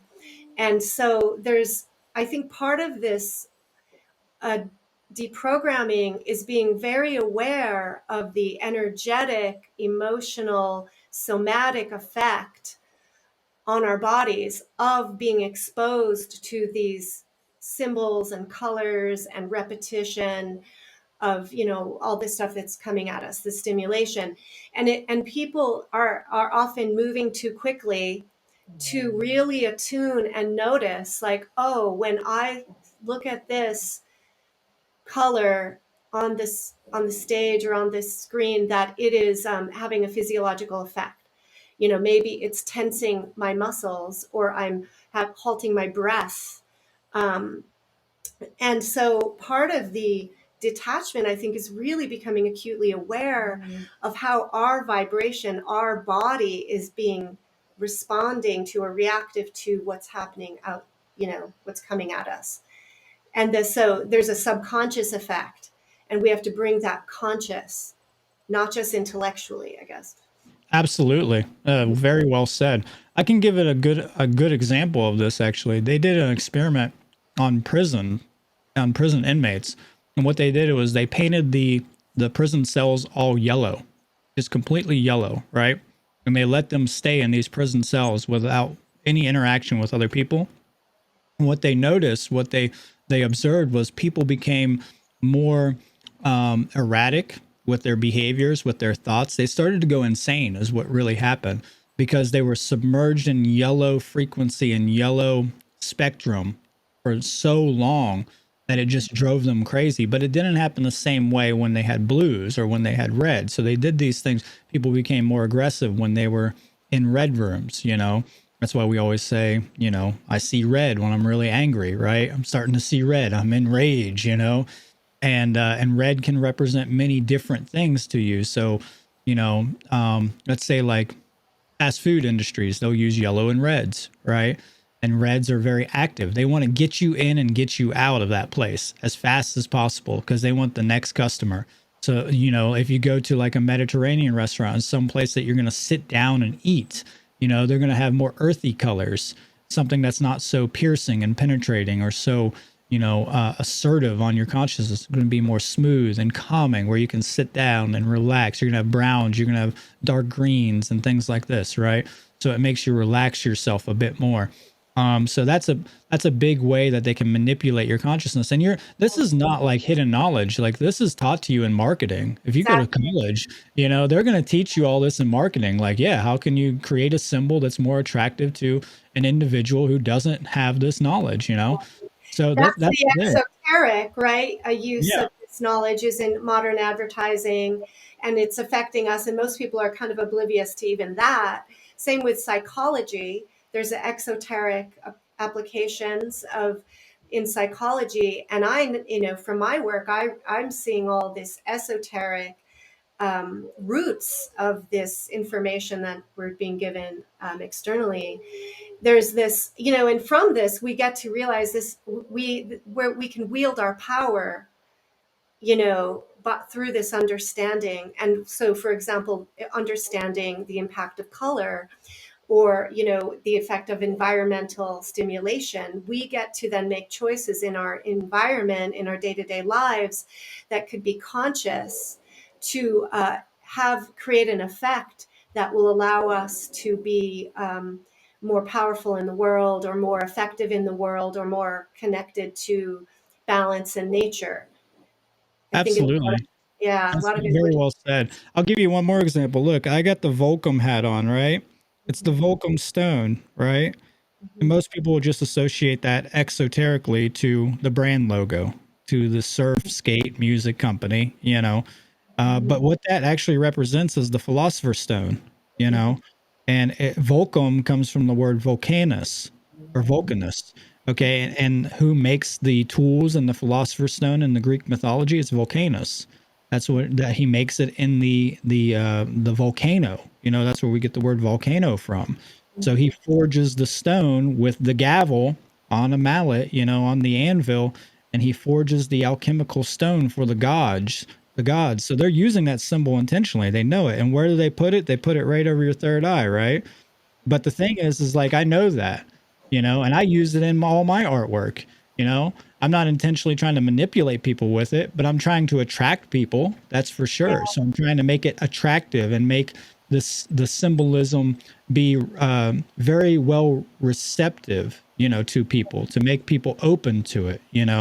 Maybe make isn't the correct word, to inspire people to be more open to the information. That's what I'm trying to say. Like an invitation, to Right, something absolutely. that's felt, on an energetic level.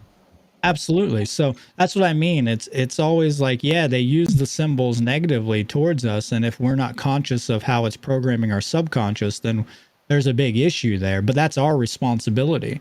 Yeah, That's our responsibility to deal with that. You exactly. know, and if we start to empower ourselves and understand these things, then those things won't have as big of an effect on it, and we won't be manipulated into buying things that we don't want. You go to the store and you're like, well, I'm just going to impulsively buy this product because it looks good aesthetically. We're so aesthetically driven by visual stimulation.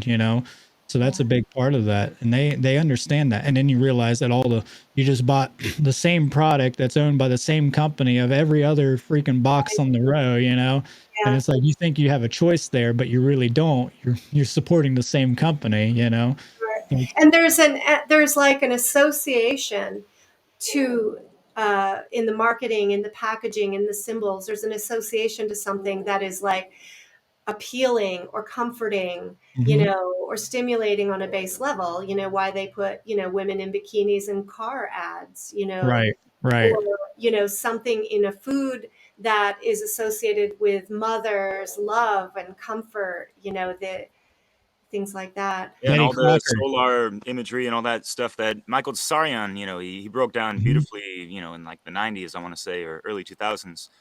And I forgot what I was going with this, but yeah, your The symbol, solar symbol. red and blue, obviously, that represents, the two hemispheres of the brain and all that stuff, and making a synthesis, or having those balanced, and having the the heart based, Hmm. seed planted firmly in the chest, and that grows, beautifully into that, flowering lotus, that. Balance, yeah. Yeah, absolutely. It's bringing those two frequencies together, to create it doesn't, in color, formulas, it doesn't create green, obviously, but that symbolically represents green, the middle pillar, the Yeah. green plant, right? The balance. Of So course. that's a big thing. And they can use that negatively with police officers, right? So the police officers have the red and blue lights on the top, right? And it's on the top of their head, right? So it means they're in polarity, but it also stimulates for you go into chaos mode because you have no idea what's going on. Should I be passive or should I be assertive? It throws you in this mood like, should I stop, should I go, like, and that's kind of the purpose of that, is to jolt you and get your attention, and that's one way they can do that. Yeah. Yeah, and we have our symbol dissolving the divide with, left to right, kind of with you guys, and yeah, that green, that that heart based intelligence of trying to bridge the gaps on all these things, and going back to the whole symbolism and why things are inverted, perverted, and all these psychological warfare tactics, if you will. Like, one of the morals of this story, which is getting quite long, which is totally fine, but just letting you know it's been 2 hours, but yeah, like, people really need to understand that if they don't fully understand, like, the symbology of things, and everything that they're exposed to, then they risk having those things severely manipulated against themselves. Right. Yeah. It influences their life in a negative way. And we see that profoundly every day. I mean, you can look at your neighbor and see like how he's being influenced. Once you have this knowledge, once you get it, you can just look around you and be like, oh, now I know why this person is doing this behavior, whether that's from trauma or some type of manipulation, whether that's from some type of mind control. I mean, you can go to the MK Ultra experiments and see how they were using symbolism combined with psychedelics. And that's a big thing where they're taking psychedelics, they're influencing people because it makes their mind open, and then they're bombarding them with constant imagery to program their subconscious mind. And that's how we become desensitized to a lot of things, right? And that's how we dehumanize a lot of the aspects that are going on in our world, and a lot of negative consequences that are going on in our world, is that we submerge ourselves in a lot of negative, like, let's say like movies, for example, people who Clockwork Orange. constantly walk. Yeah, right, right. people who constantly watch like porn or things like this, right? Or like gory movies, like you become desensitized to a lot of stuff. And it doesn't mean you can't do that. You know, as long as it's consensual and voluntary, it's fine. But I think that you want to make the best of your own life, and you want to be a positive influence on yourself and people around you. And I think the best way you can do that is by raising your energy. And you don't want to be stuck in the low base desires, right? You don't want to be attached to the desires that you have. It doesn't mean that you cut it off, though. That kind of wraps back around to our entire point. Just because it's base consciousness doesn't mean it doesn't have a purpose. You know, it's there as a foundation for you. Your desires have a purpose too. You just don't want to be egoly identified or attached to them, you know? And I feel a lot of people become very puritanical and want to sanitize this stuff and cut it off. So they're like, oh, you know, lower level chakra energy. No, it can't have that. You can't have any of that. No. When you connect all the chakras, right? It includes the base chakras, you know, it includes all of them. You're not separating from those. Those are all part of you. Our roots to earth are important. Yeah, You know? roots. Yeah, to be grounded, you know. See, I'm Yeah. a Virgo. I have my element is earth, you know, so it's an earthy element. So groundedness and stability is something that I'm very in tune with. So I'm thinking I'm going to have to go soon. So I would That's like all right. to join a or create kind of a summary of the most important points. Brandon, what do you want people to take away from this very complex discussion? We hit a lot of topics, and I could talk about it all day. So Right. Yeah, this was really good. I really enjoyed this episode. I honestly didn't know exactly what we were going to be talking about, so I had all these other notes. I had notes on my screen, and I barely even touched any of these notes. So it's well, really, really awesome. we have to get you back for sure. Yeah, I'll come back. I think what people should take away from this is any knowledge that you felt that's important to your own progression and your own spiritual journey, because everybody starts at their own level of consciousness. So maybe some things related with you and some things didn't. Maybe you knew some of these things and maybe you didn't. But if there's something in there that really, you know, that resonated with you and you really vibed with, if you want to use that term, you know, well, take that and practically use it and look into it, you know. So whether it's understanding symbolism or understanding mind control, understanding cinema, you know, understanding language at whatever level, psychology, we talked about a lot of stuff in this, you know. Whatever it might be, just take it, utilize it, become empowered, you know. And don't ever feel the fear. I mean, you can feel it, but don't ever let the fear hold you back from asking from help from people either, because people will help you. And this community is a good example of that. So, you know, just make sure to, if you need help, if you need direction, reach out to people and ask them, you know. That's a really important factor that I think a lot of people overlook, is reaching out. Yeah, and that combats that isolation, right? Hmm. You know, that people feel as they get to these lonely places in the truth seeking process, that you do not need to remain alone. You Yeah. are not alone here. We're with you. We Yeah. got you. Yeah. Right. And then the other part for that I'm taking away is just really the importance of looking beneath the surface, you know, and exploring into all these varied ways of experiencing life.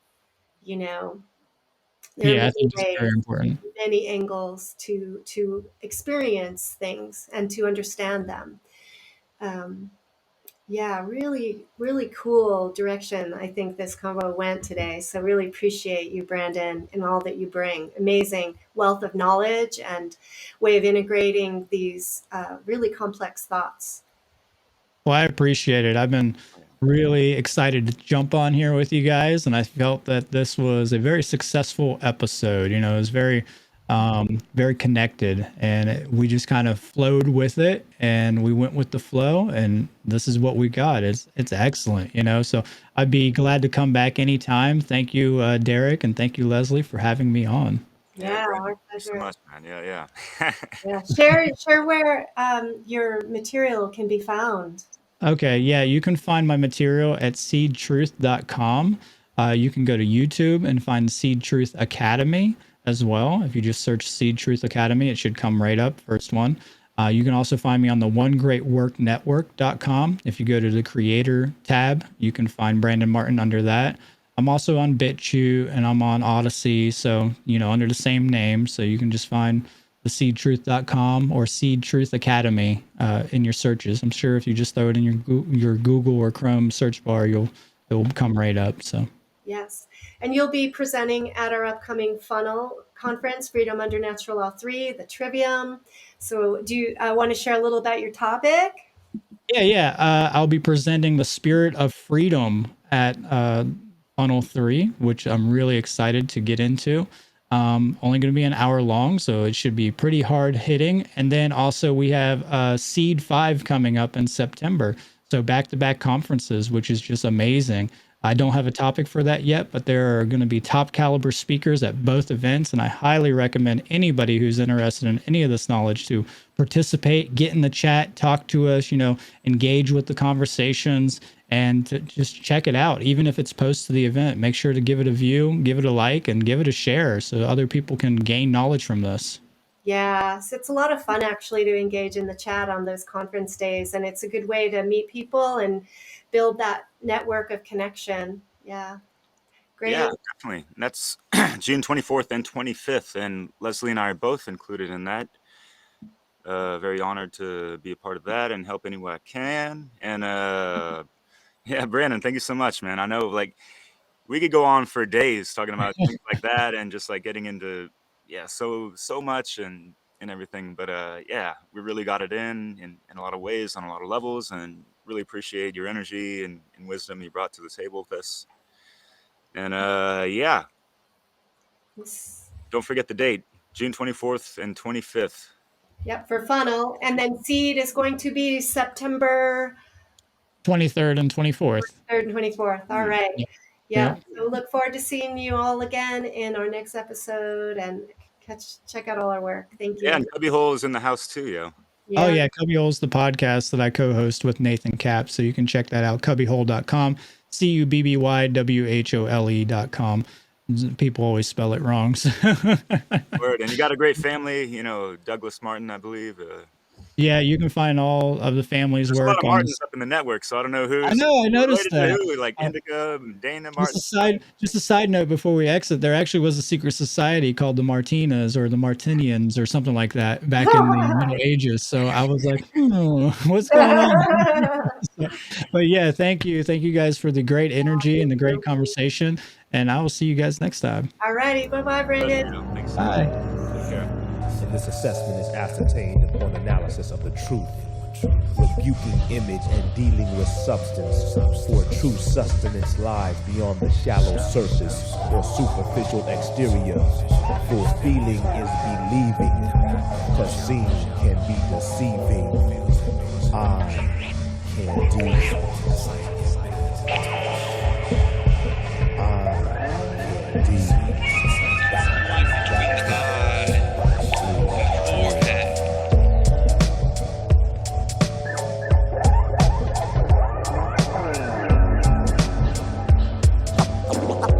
can do the being who's got it by triple sight.